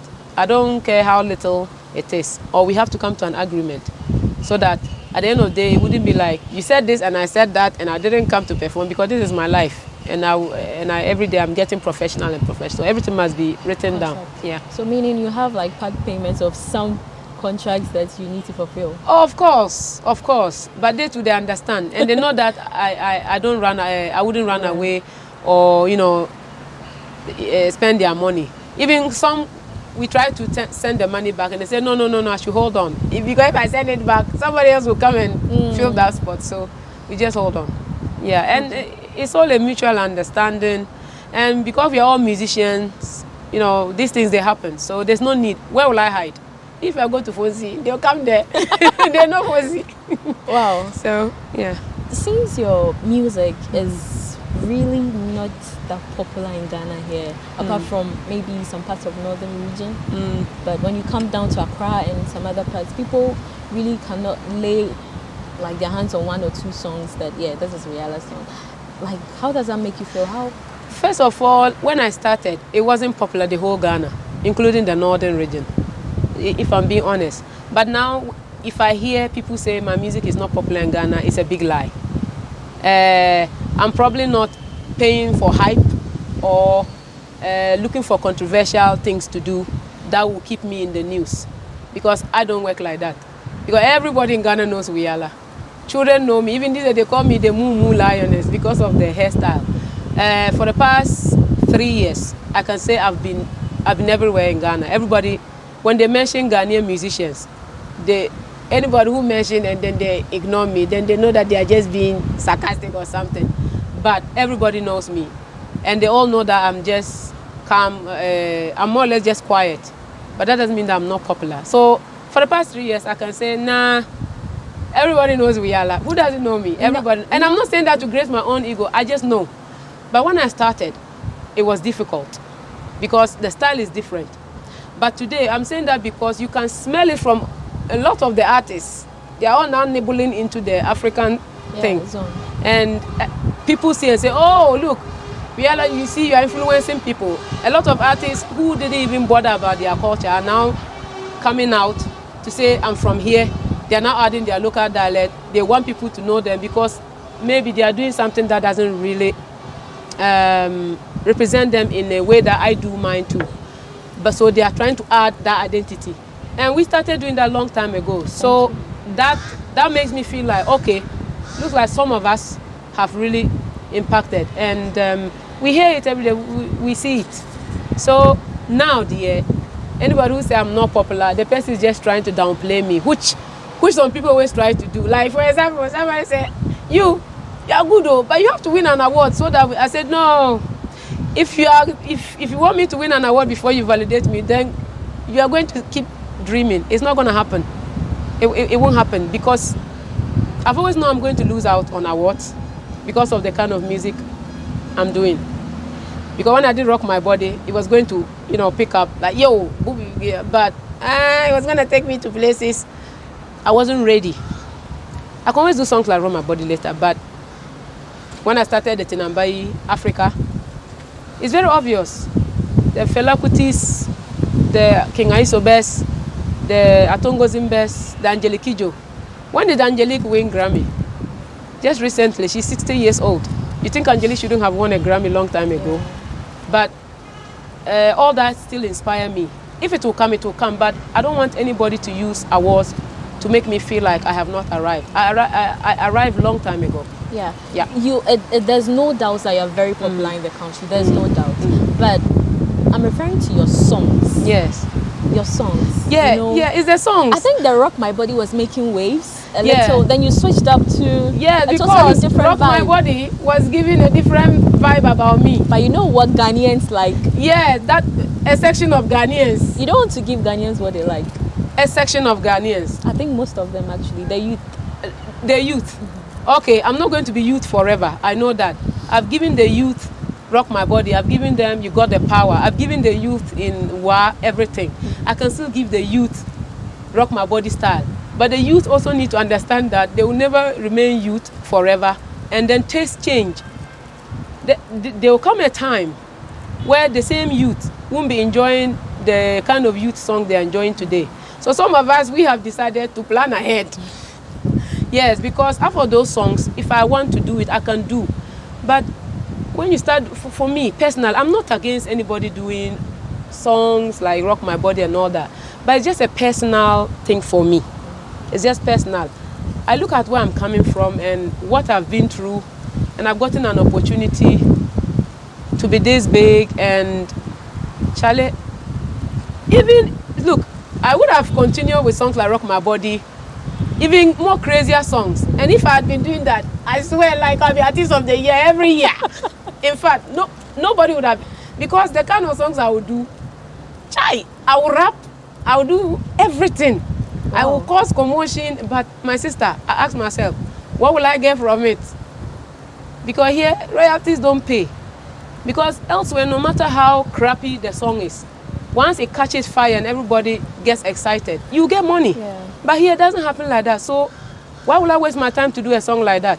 Do you feel underrated in the music industry? I wouldn't say underrated. I think when I started, yes, I used to feel like that. But now I don't really care. I don't even know whether I'm underrated or uprated or what. I'm just there, and I'm not maybe because I'm not involving myself in a lot of what is going on, maybe beefing and all those bullshit things happening. People say I'm underrated. I don't feel underrated, but people sometimes do say I am underrated, and I don't really like that word because I refuse to say I'm underrated. I am not underrated because that word is not a good word, and the more if you keep thinking like that, it means you haven't arrived. That's the same thing I'm going by. When they say I'm underrated, it means I haven't arrived, but it's just a section of Ghanaians, because there are also Ghanaians in Ghana here that paid to come and watch me at Alliance Française. They didn't come for free. They paid about 50 cedis to watch, and the place was full. So we have different markets here. We have the youth, like you have said, and we have the ones that also come and watch and just want to sit there and enjoy. I can do for both. But maybe before I go back to my Rock My Body days and do something for the youth, let me make something small so that when I'm fooling, I know I have something in my bank account to go back and follow. If not, I would die of hunger. Wow. So the youth, I'm not against their music and all that. Of course, I can sing and I can always feature, but they need to understand I won't be young forever. How difficult is it to become a successful musician in Ghana? It's very difficult for everybody, both male and female. Both male and female musicians. It's very difficult because the music, people don't buy music in Ghana. Like I said, you don't get royalties. You come up and everybody has their own opinion about you. If you're not strong, you will hide. And a lot of the noise and the bashing, especially with the women musicians, most of us are really emotional and a bit shy. So because of that, you see the person will start with full vim and small insult, then they don't encourage. So you go back. The guys are doing okay, I think, because they just put this manly, like men don't cry kind of attitude. And I've learned that from them too. Me, I don't go cry. The boys are doing it, I can also do it. So it's very difficult. Culture, religion is killing us too. If you're a Christian, you go do some song, your church members can turn against you. Muslim, they will do this. If you go do traditional, then you are worshiping the devil. Ghanaians have associated the arts so much with everybody has an opinion. Just shut up and just enjoy a good music when you hear one, and just help the person, because when you don't support, you are killing talents and you are redirecting them into doing things that are not really their wish. And then when you do that, you make us angry, and when you make such talents angry, that's where you're going to see us. We'll probably we'll force ourselves into politics and start insulting people. What should female musicians in the country do to step up their game? Female musicians should stop looking for, they should stop coming out and already willing to depend and do it themselves. I couldn't even edit my own videos. Now I can edit my own music videos because I had to learn. Because then I didn't have the money to even go to the studio and do all that. What did I do?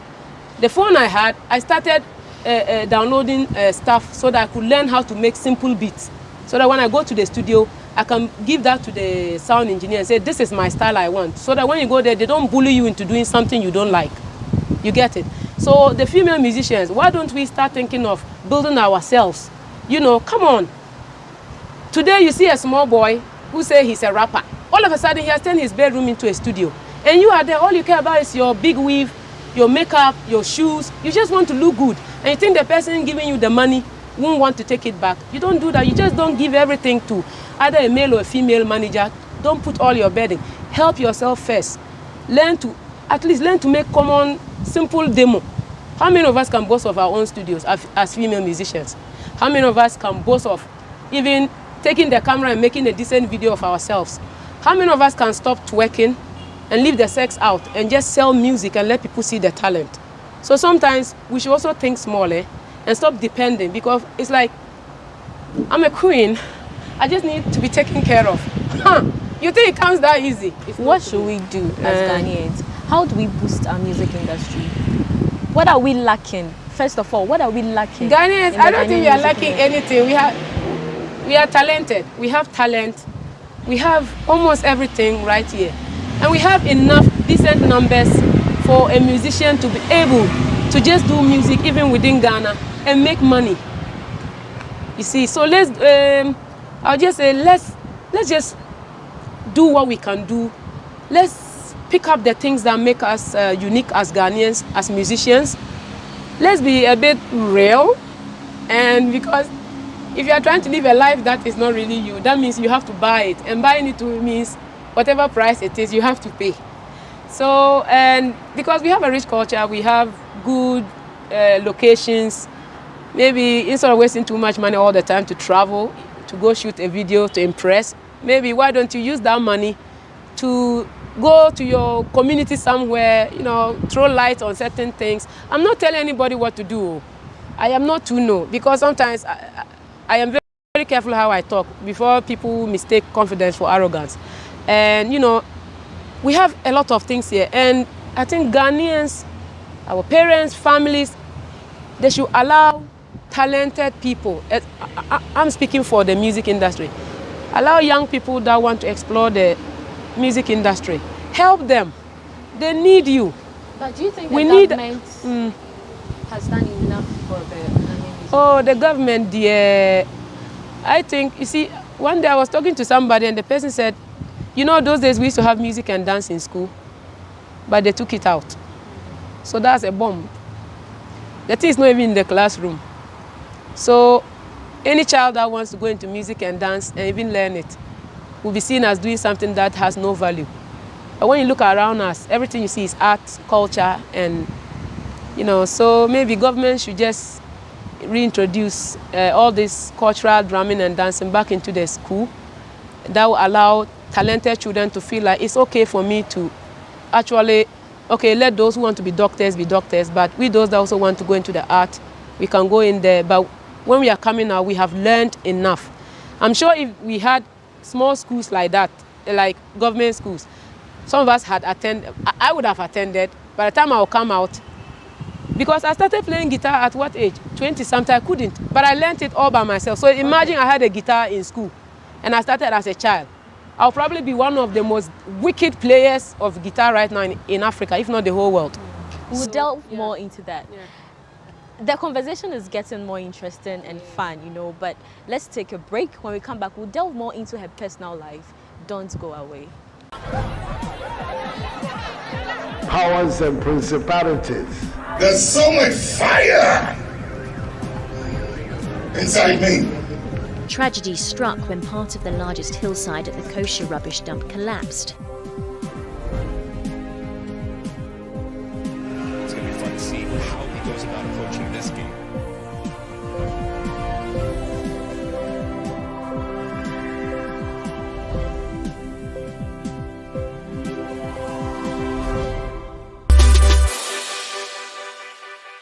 It's a Latin body, Guamele, it's a Latin bay, Guamele, it's a lawo. It's a Latin body, Guamele, Tinambay, Guamele, it's a lawo. It's a lawe, it's a lawe, it's a lawe, it's a lawe. Badi Guamele, Badi Guamele, Bay Guamele, Bay Guamele. It's all our way, it's all our way, it's all our way, it's all our way. Badi Guambele, Badi Bambele, Badi Guambele, Badi Bambele, Badi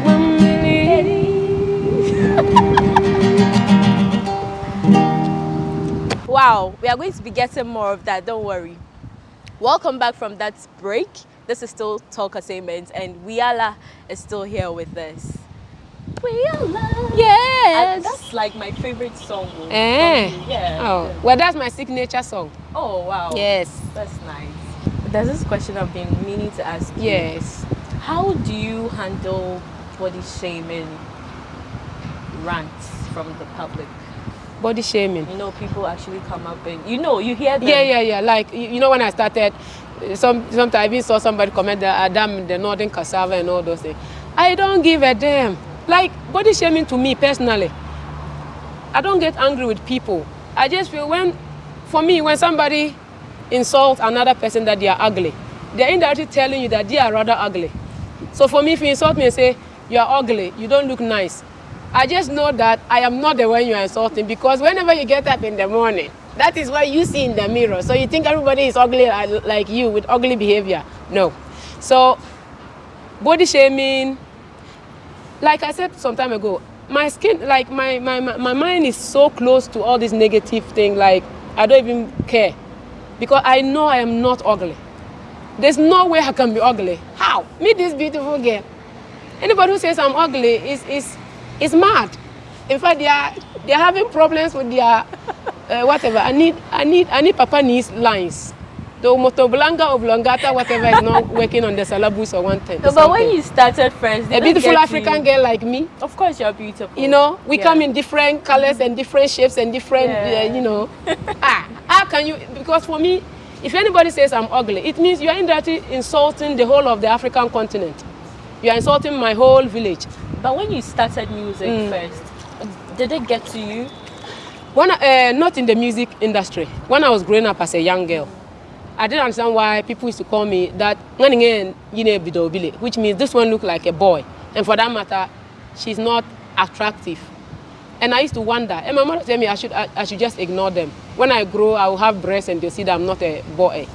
But it gets to a point, honestly, like when you are 15 and you are now a teenager and you are discovering yourself, you are becoming a young woman. And you feel like, okay, your sisters are all having that girly, feminine look and you are not. Like, it did get to me for a while. But after a while, I said, you know what? To hell with everybody. I don't even care. Because that's what you see. And I don't even know where the confidence came from. I ignored everybody and I just kept doing my own thing. That's what everybody has known me for. So by the time I got into the industry, I had already heard all this. You look like a boy, you look like a man, you are ugly.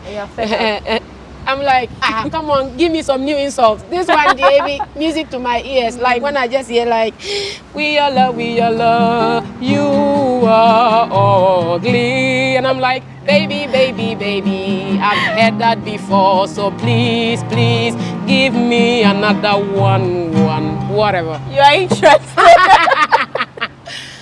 like honestly, I don't care.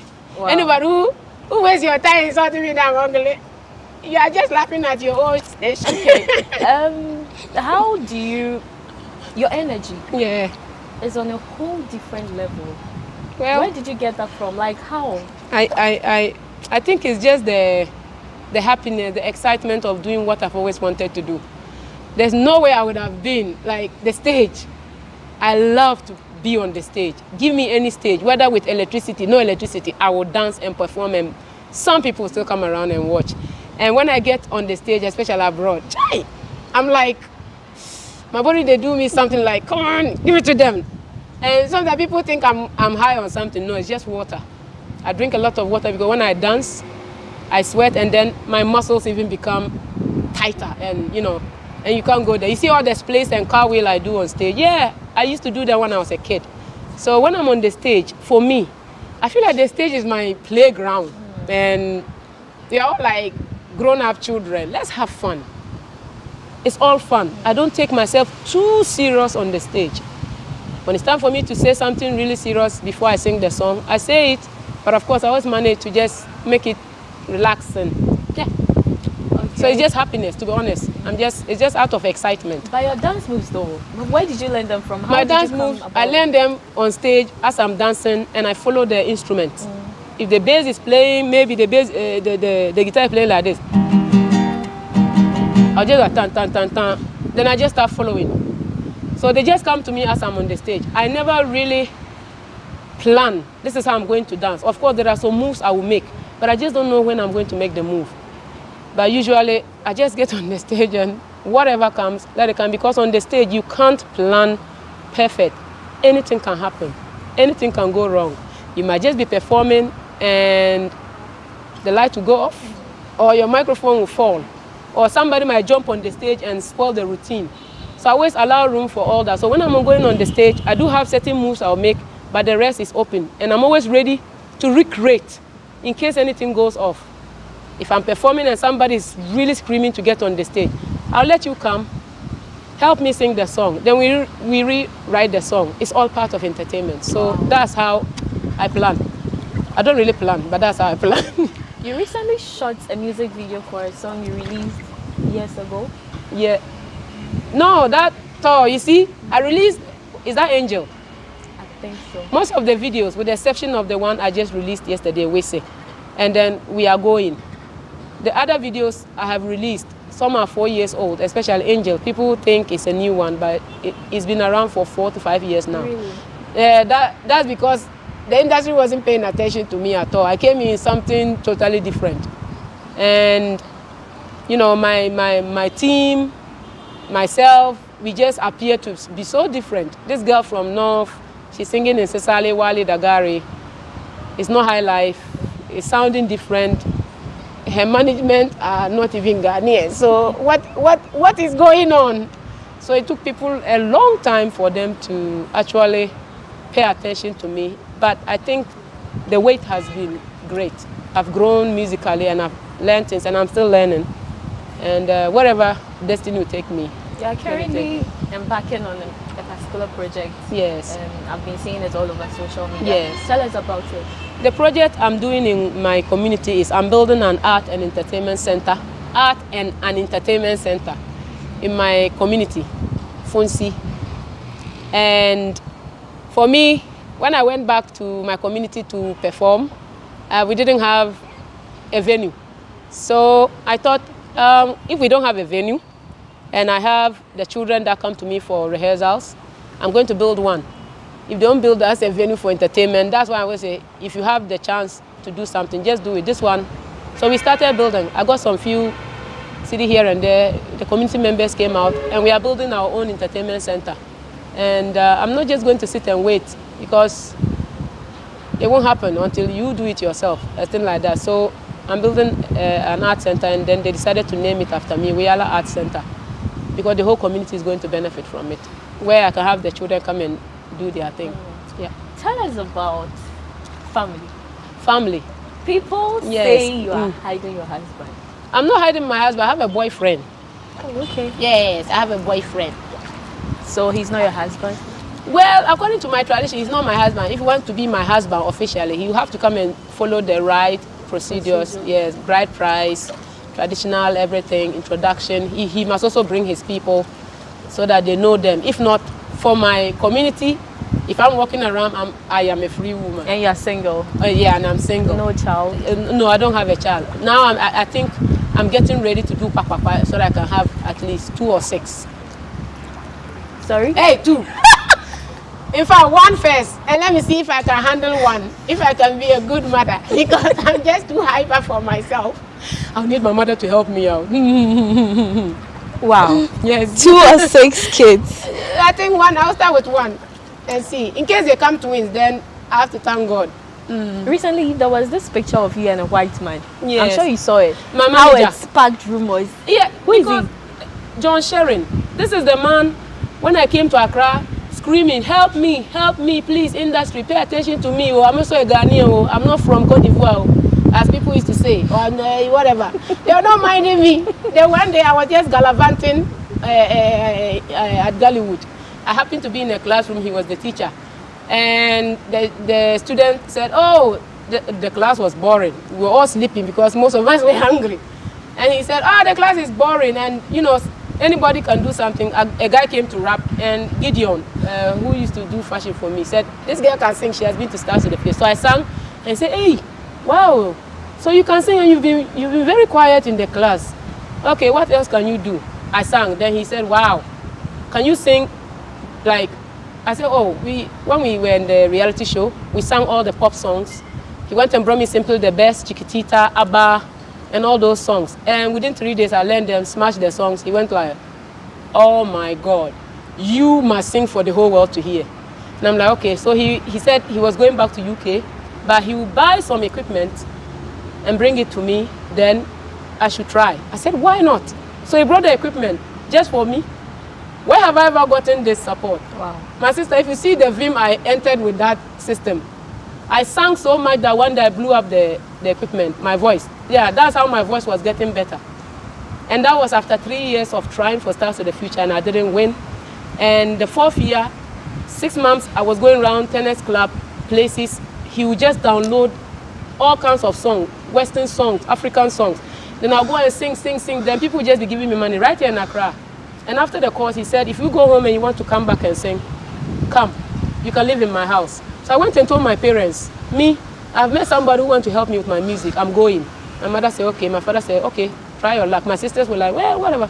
I came 6 months, I was singing. So when Vodafone Icons came back, the 4th year, I had been singing all the songs. So by then my voice, so if my voice could blow up a small sound equipment, why wouldn't I go and win Vodafone Icons? Now, hey, now I'm doing too no, don't mind me. Hey, let me blow my own horn some more. I beg, nobody should chop me. Tell us briefly, what project are you currently working on? I'm actually working on my next album. And now that I can play guitar, I'll strum some few things, record it on the phone, and then I'm also learning how to just record on my own in my small studio, save and then send the files over to my music producer Melissa. She's based in Cape Town, and then of course I've also worked with Kweku of Ghana, with Onipa, and I think I'll release that album. It's called Yaga Yaga. Now this is the album that the youth can now say I have done something for them, so they don't feel like, yeah, that doesn't mean I'm doing this, or okay, I'm just, it's a good vibe, because everybody keeps saying, okay, the songs are nice, but something for the youth, like you have said. So this one, the youth will enjoy it. It's full of energy. It's papa movement, but the sound production and everything, I'm always targeting the international market. So they should expect that. Oh, okay. Yeah. So Yaga Yaga is my next album, my next project. So briefly, play your favorite song. My favorite song? Yeah, for it. Wow, there are a lot. Which one? Chai. Okay. I think it has to be Tinambai. Okay. Because Tinambai is my signature song, and the video is coming soon, and it's going to tell everybody. I think you have played Tinambai already. Yes. Okay. So now, let me play this one, which is a big song, and I think a lot of Ghanaians love it. Okay. Before then, who is your favorite in Africa? Who's your favorite musician? Me, I'm going to be honest, I don't have a favorite anymore. I used to think I have a favorite, but I don't. What about in Ghana? In Ghana, well, there are a lot. There are a lot. Play one of your favorite musician song, like Ghanaian musician song. Let me see.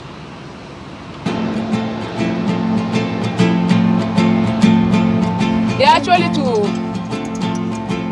Heaven, there is no beer. That is why we'll be drinking all the beer. For when we'll be going right to heaven, all our friends will be drinking all the beer. Hey, hey, hey, hey. I want to see you, my father. I didn't see that coming. I want to see you, my father. I want to see you, my father. My father, the way you do, it is not fine. The way you do, it is not fine. Every day and every night, I suffer, money matter. I suffer, money matter. The way you do, it is not fine. My father, the way you do, it is not fine. It is not good. It is not wise. It is not great. My father, the way you do, it is not fine. The way it is not fine. It is not fine. Hey, it is not fine. In Okay. In fact, there are a lot. Lastly, you are going to teach me one of your dance. Okay. Please, I don't want the very energetic. I was about to jump into the water. The one I do under the water is called Pudum. No. I don't want that You don't want that one? No, I want something basic I can also do. Don't worry. Not your standard. No. Sankore ye le maku orakwe tu lele so say tu lele.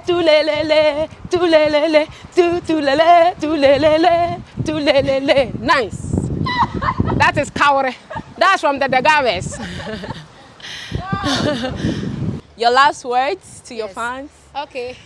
Hi everybody, hi Ghana, my name is Wiyala, aka the Lioness of Africa. And I want to say thank you everybody for finally, especially Ghanaians, for finally understanding me and allowing me to share my talent with you all. You guys have been amazing, supporting me.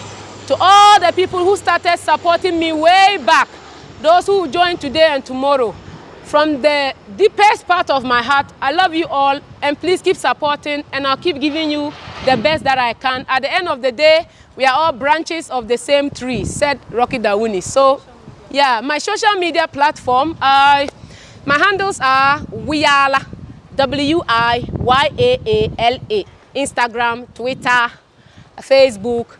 You can also check out my website, Wiyala, www.wiyala. And the way you pronounce my name, a lot of people keep asking, how do you say my name? It's Wiyala Rejimba, but just say Wiyala. It's not Wiyala. It sounds like Rihanna, which is amazing, but it's, yes. Because everybody keeps saying Wiyala, wee. Please, I love Rihanna to bits. My name is Wiyala. Wiyala. Just call me Wiyala.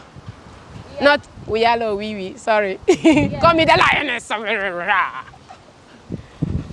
Yes, of course. Her name is Wiyala, not Wiyala or Rihanna. No, don't call her that. Follow her on her social media pages and follow what she does. She has an amazing stuff going on. She's currently embarking on some projects here and there.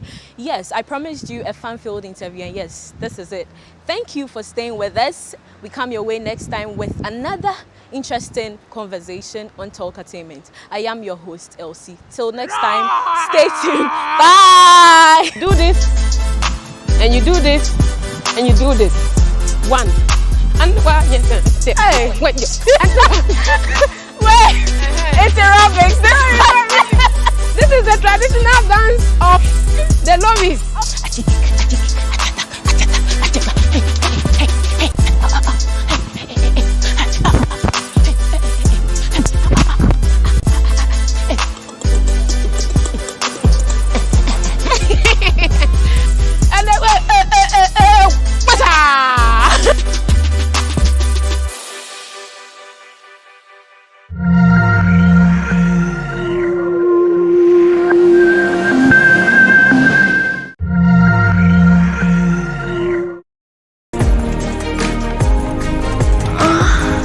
A side chick is no joke.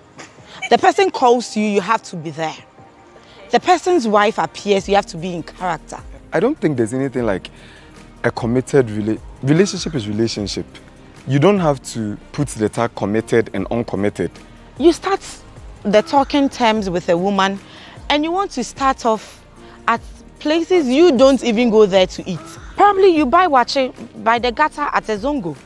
But because you want to impress the lady, you start off at KFC. Why would you even let your girlfriend come and stay in your house? Are you married to her? Is it her responsibility to come and stay in your house? Why don't you call your sisters to come and stay in your house? Hello, how are you? Okay, I was checking up on you. And that's normal thing that is so annoying to some of us. Have you eaten?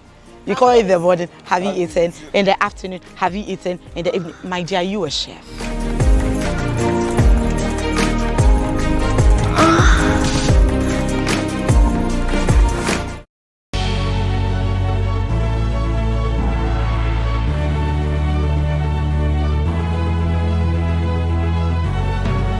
From the dawn of time, people have engaged in several businesses. With the onset of technology and innovation, life has relatively been made easier. By using debit or credit cards, mobile banking. Thank you. And your favorite, mobile money? Tech has indeed married business. On BizTech, we spend time with faces behind known and upcoming businesses in the country. Learn more about the new technologies and innovation, as well as find out about the trending issues in the world of business. Join us as we serve you with a variety of compelling interviews, projects, and others right here on GhanaWeb TV.